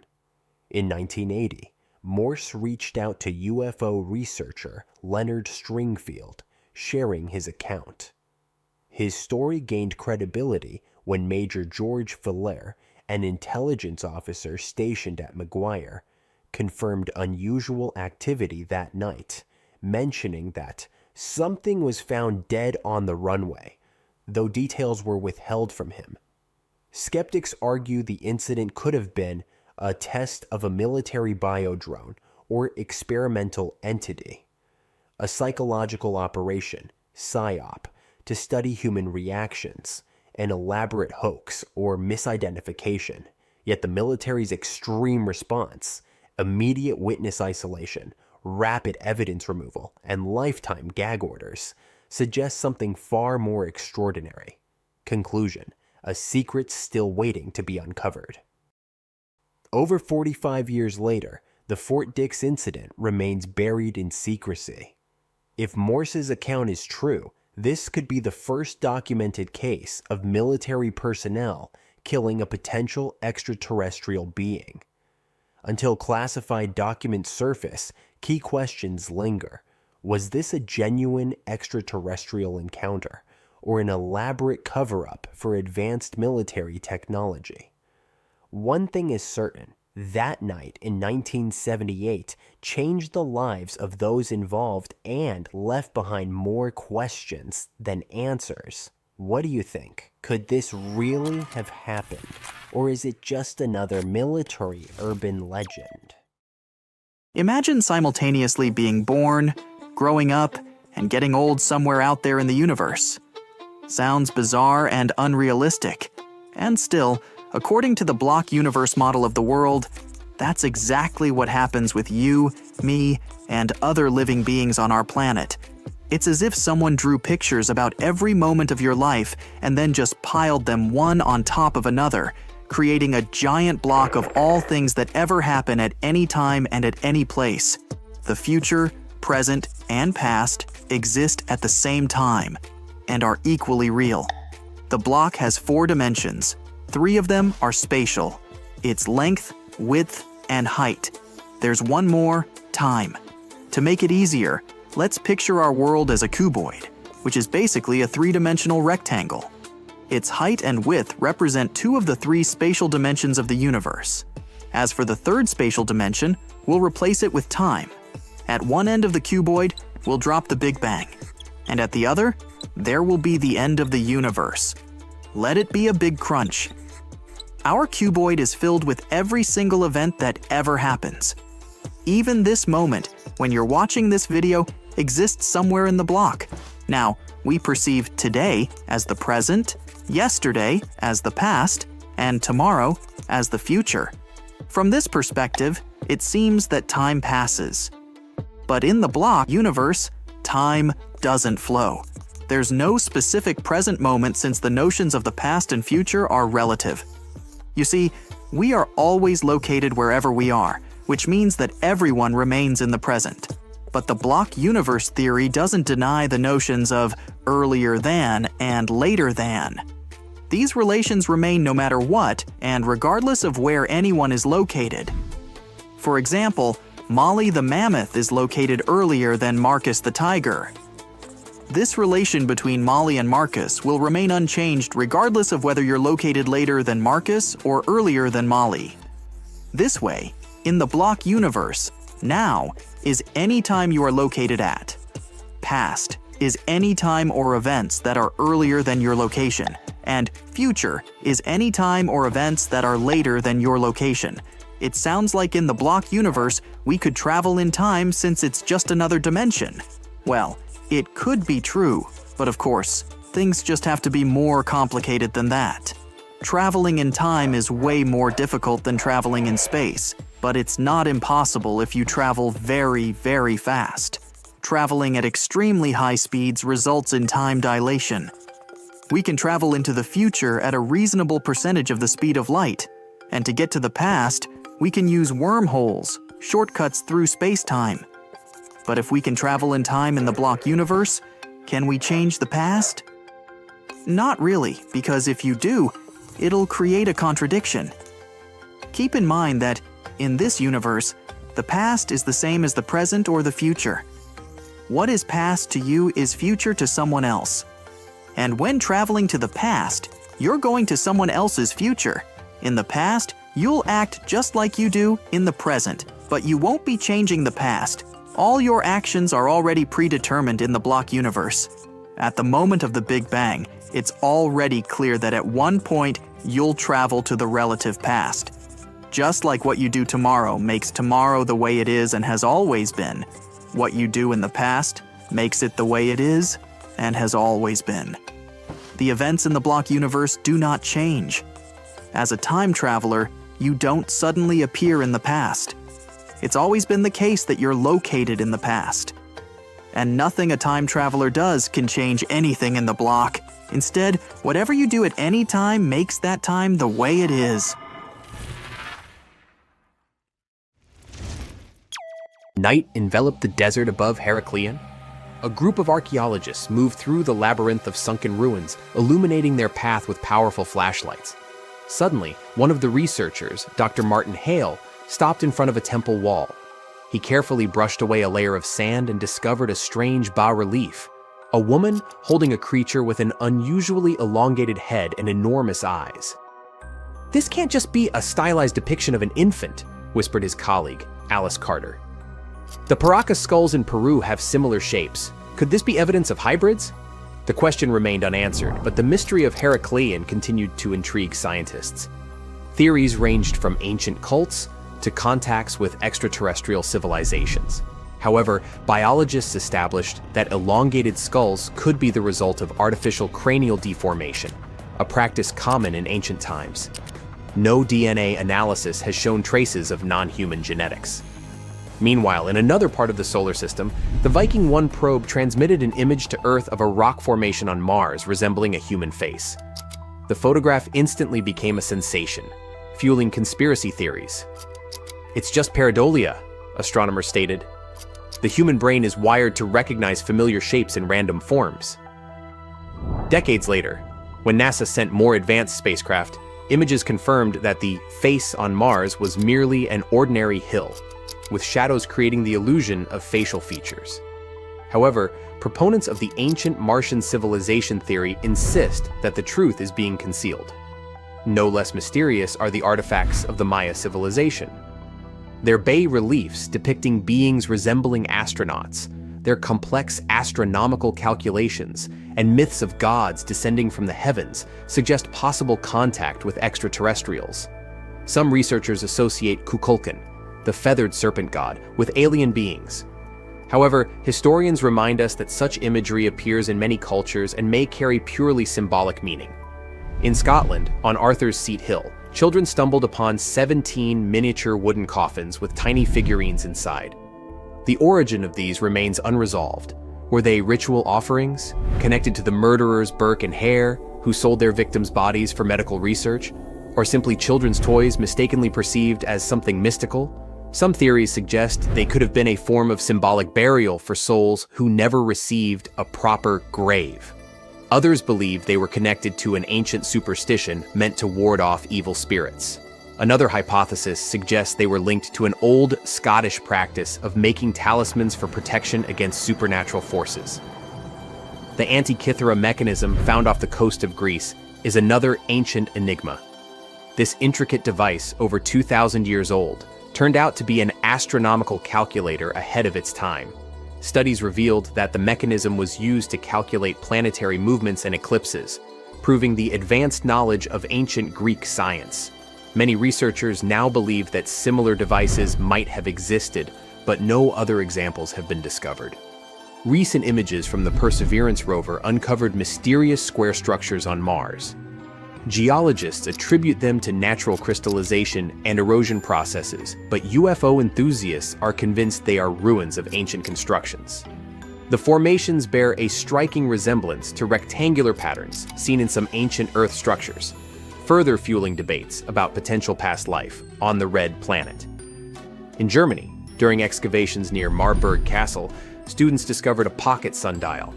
The miniature device, several centuries old, amazed researchers with its precision and craftsmanship. Who owned it? Was it part of monastic heritage, used for prayers on a strict schedule? Experts believe that such sundials were rare and expensive, likely belonging to high-ranking individuals or scholars deeply engaged in astronomy and mathematics. Yet one of the most intriguing discoveries remains the Sabu disk, a 5,000-year-old artifact from Egypt. Its purpose remains debated. Some believe it was a ritual object, while others think it had a technical function, possibly part of an ancient machine. Some engineers speculate that its shape suggests it could have been part of a primitive flywheel or a component of an unknown mechanism. Certain studies suggest it could have been related to liquid movement or even served as a part of a lost mechanical system. Despite extensive research, its true function remains an enigma, adding to the ongoing fascination with the technological capabilities of early civilizations. The world is full of mysteries. Every solved enigma raises new questions. Were these artifacts merely the result of human ingenuity, or evidence of contact with forces we have yet to understand? As new discoveries emerge, the past continues to challenge our understanding, reminding us that history holds secrets waiting to be uncovered. It was the year 2015 when U.S. Navy pilots flying training missions off the East Coast saw something truly eerie. They spotted oval-shaped objects moving quickly over the water. They seemed to rotate as they flew. At first, the pilots thought it was just one object, but soon they realized there were many of them, moving in unusual ways. These objects didn't look like normal aircraft. They didn't have visible engines, didn't produce exhaust, and didn't just hover near the sea like helicopters would. Some of them appeared at altitudes of 30,000 feet and were moving faster than the speed of sound. The strangest and scariest thing? The pilots had been observing similar objects almost every day for months. Mind you, those weren't rookie pilots. One of them was an experienced pilot with 10 years in the Navy. He, along with his fellow pilots, knew what typical aircraft looked like and how to stay calm under pressure. It wasn't until 2019 that the public heard about those sightings. That's when the New York Times published an article revealing them. The article included video footage taken by the pilot's plane cameras, which was later confirmed by the U.S. Navy in April 2020. The Navy officially released the videos soon after. In recent years, sightings of UFOs, now called unexplained aerial phenomena, have been reported by other reliable sources as well. The U.S. government has started to take these sightings seriously and has even brought in scientists to quietly investigate what might be behind them. So far, we still don't know exactly what the pilots and others have seen. But this growing scientific interest is pushing us closer to finding out more. While military pilots reporting UFOs might be a recent development, the public has been observing and reporting them for decades. In fact, the UFO craze in the US can be traced back to the summer of 1947. On June 14th of that year, a rancher discovered strange debris on his land near Roswell, New Mexico. At first, he thought it was from a kite. But even after looking through the bits of rubber, tinfoil, paper, and wood, he still couldn't make sense of it. The rancher then told the local sheriff about his find. And since his ranch was close to the Roswell Army airfield, the sheriff reported it to the military. Officers came to check it out, and couldn't identify the wreckage either. The next day, the Army issued a press release saying that they had recovered the remains of a flying saucer.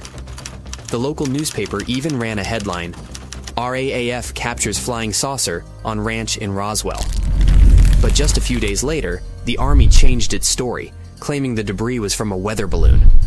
By then, though, the excitement over UFOs had already sparked, and UFO fever spread across the nation.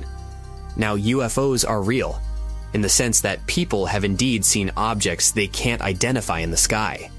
But when people ask, are UFOs real? They usually mean, are we being visited by aliens? And science doesn't have an answer to that yet.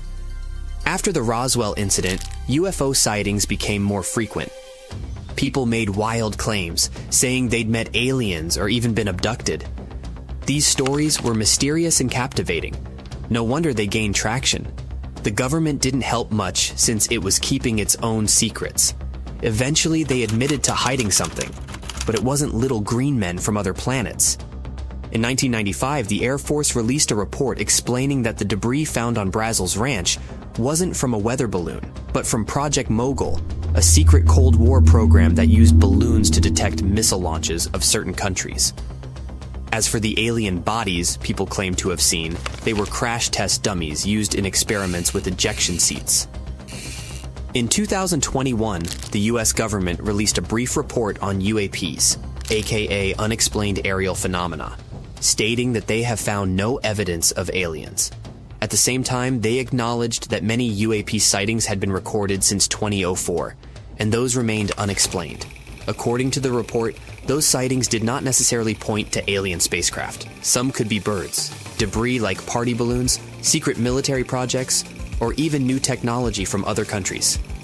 In May 2022, Congress held a public hearing on UFOs, and high-ranking military officials testified there.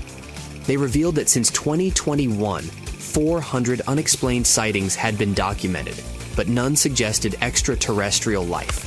At the same time, there's more and more evidence hinting that Earth may not be the only place with life in the universe.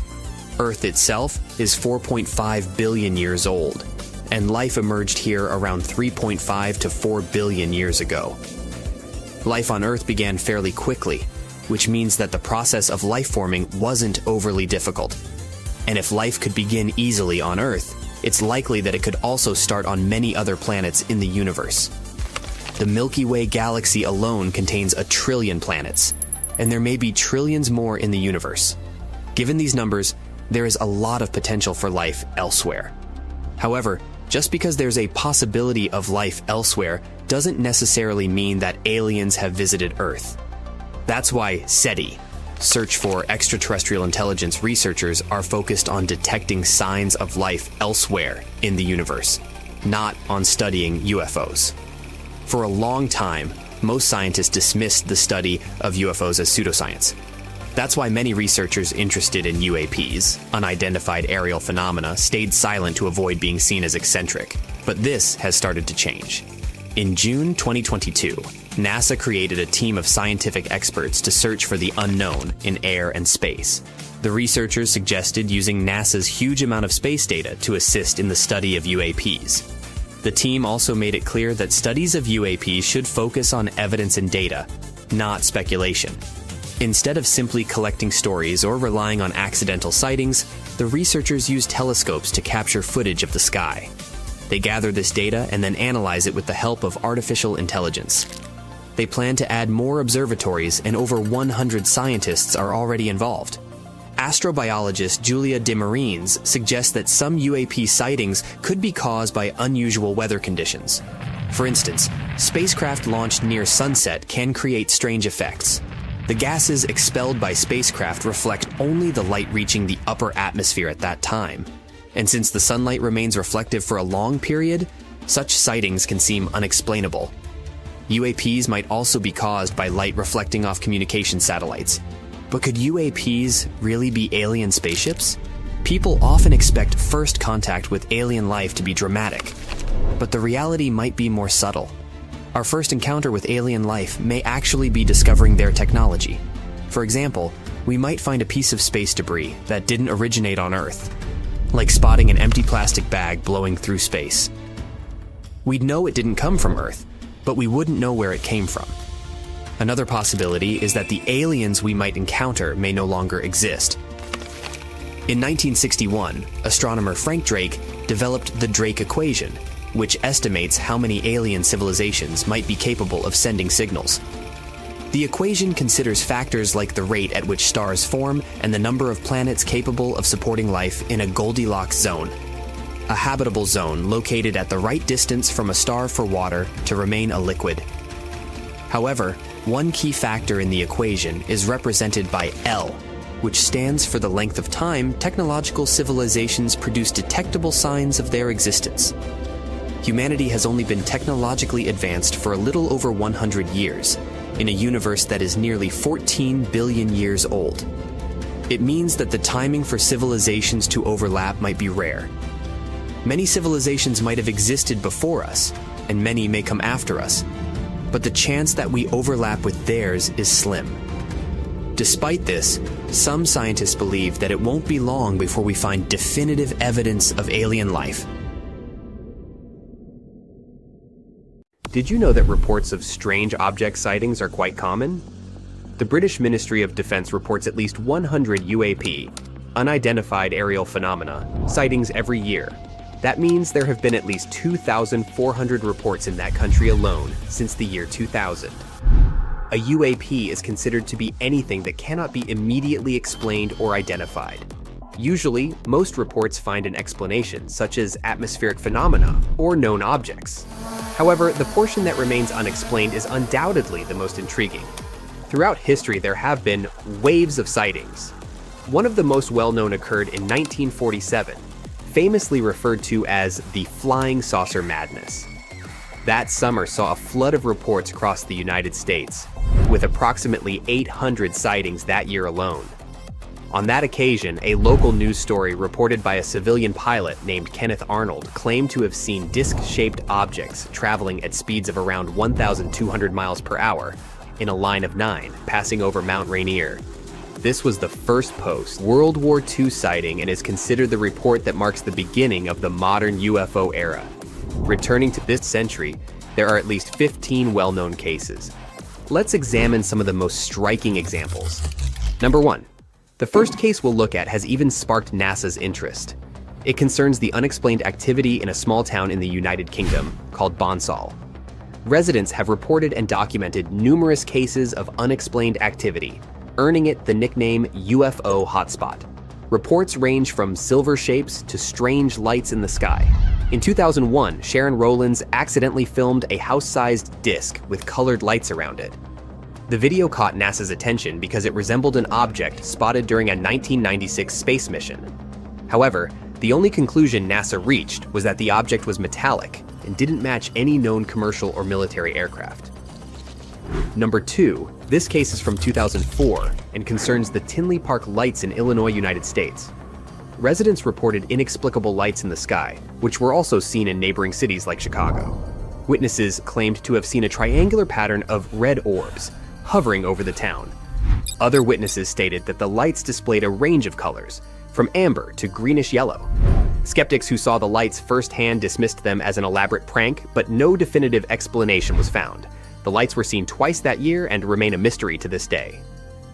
Number 3. The next case involves some of the most viewed footage of sightings. The unexplained videos from 2004, 2014, and 2015 recorded by pilots of the USS Nimitz and USS Theodore Roosevelt. The fighter jets managed to capture these strange flying objects using their infrared tracking cameras. In 2021, the Pentagon officially confirmed the authenticity of these recordings. Fighter pilot Commander David Fravor of the Nimitz stated that the object had been appearing for 2 weeks when he was called to investigate the case. The object appeared at an altitude of 80,000 feet, descended rapidly to 20,000 feet, and then hovered. Fravor reported seeing an oval-shaped object approximately 10 feet, 3 meters long flying over the ocean. He and other pilots accompanying him stated that they were able to observe the object for about 5 minutes before it disappeared. It was Commander Chad Underwood, in a second wave of investigation and equipped with an infrared camera, who managed to capture the first video, showing the object's erratic movements. Number 4. This case occurred in 2006 and is known as the O'Hare International Airport sighting in Chicago. Around 4:15 p.m., 12 United Airlines employees and several witnesses outside the airport saw an unidentified flying object resembling a flying saucer. The object was hovering over gate C-17. It was also seen by pilots, airline staff, and mechanics. Witnesses described it as completely silent and dark gray in color, adding that it clearly wasn't a cloud.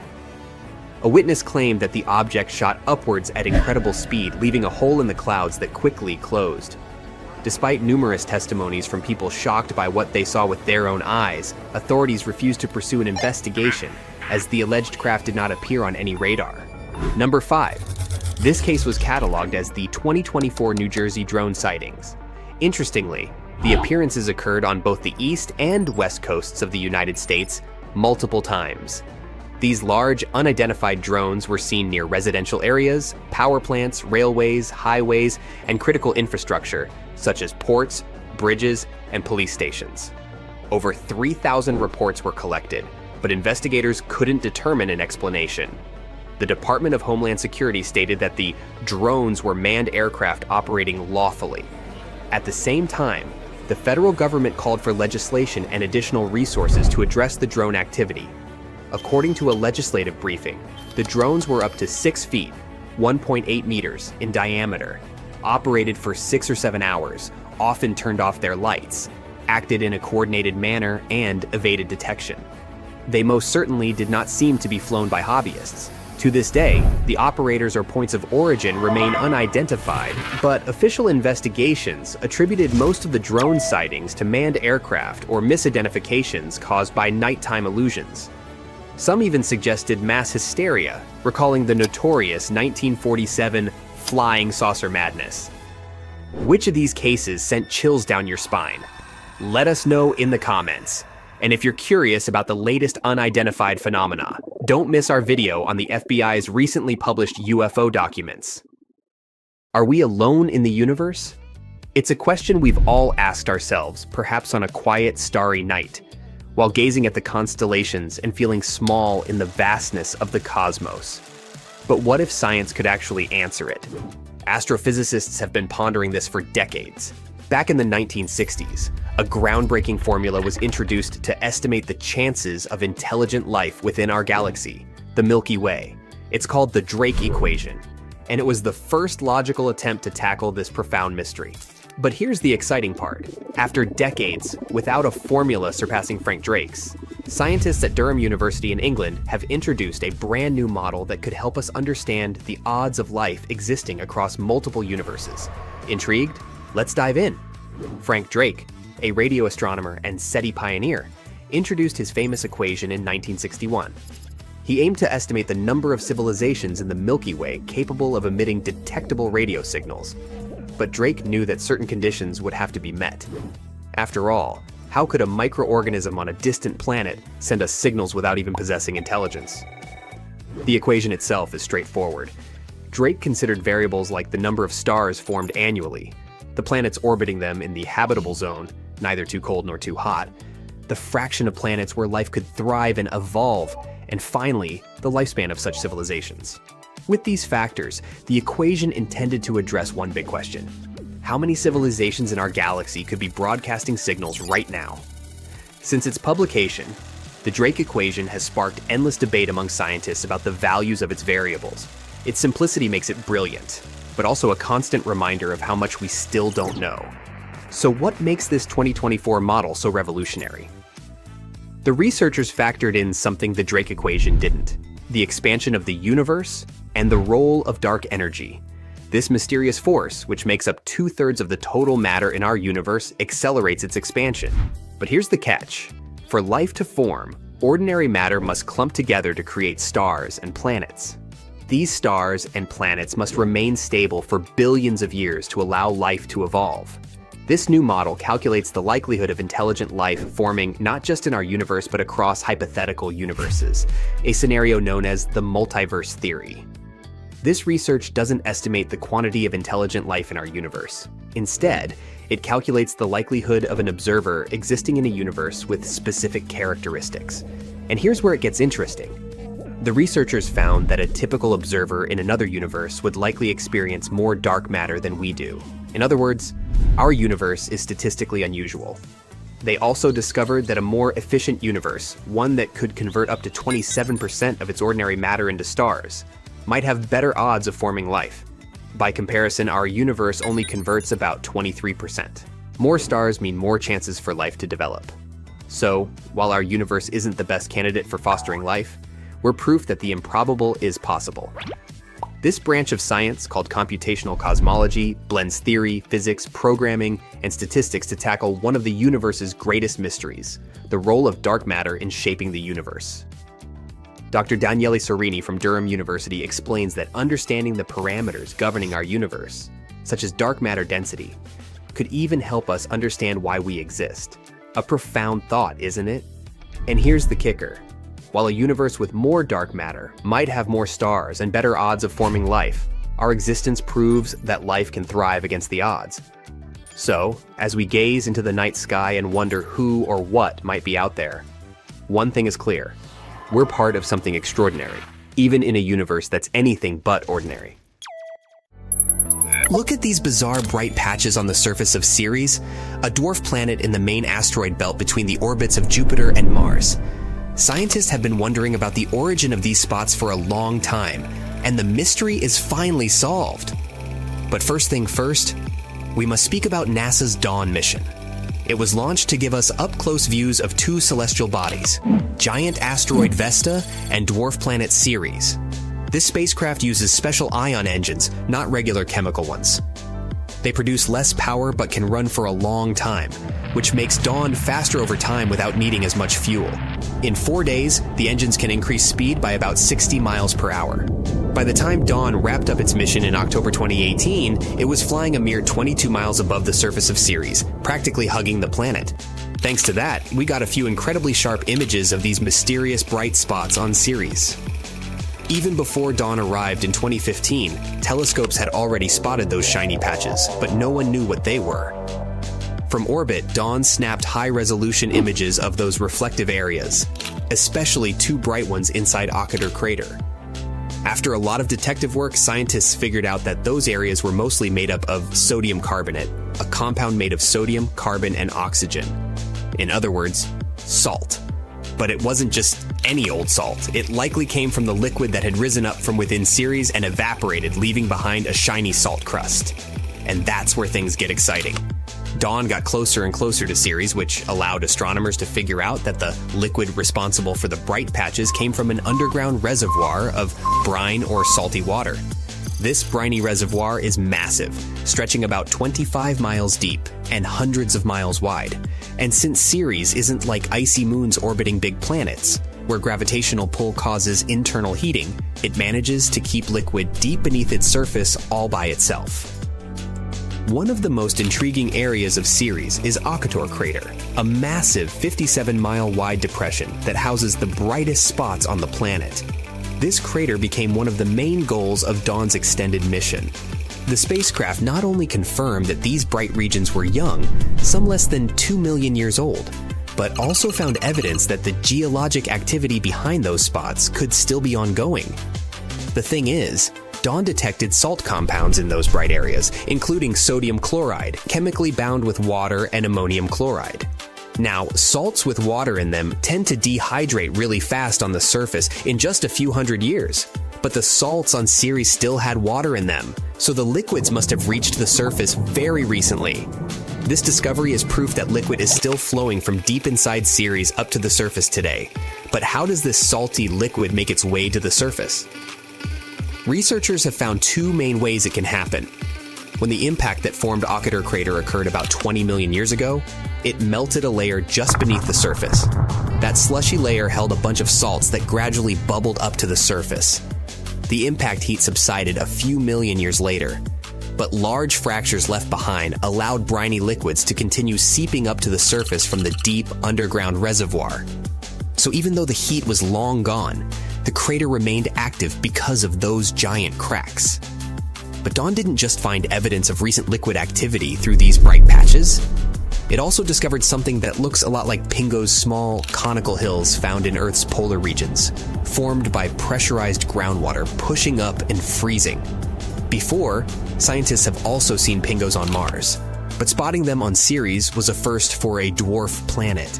This is another clue that there's still liquid moving around under Ceres' surface. It means that Ceres is way more active than we thought. There's salty water beneath the surface and geologic activity that's most likely still happening. The mysterious bright spots, which are the result of liquid making its way up through fractures in the surface. And let's not forget about potential pingos. It's clear that Ceres, even though it's just a dwarf planet, is a dynamic world, much like the icy moons we see elsewhere in the solar system.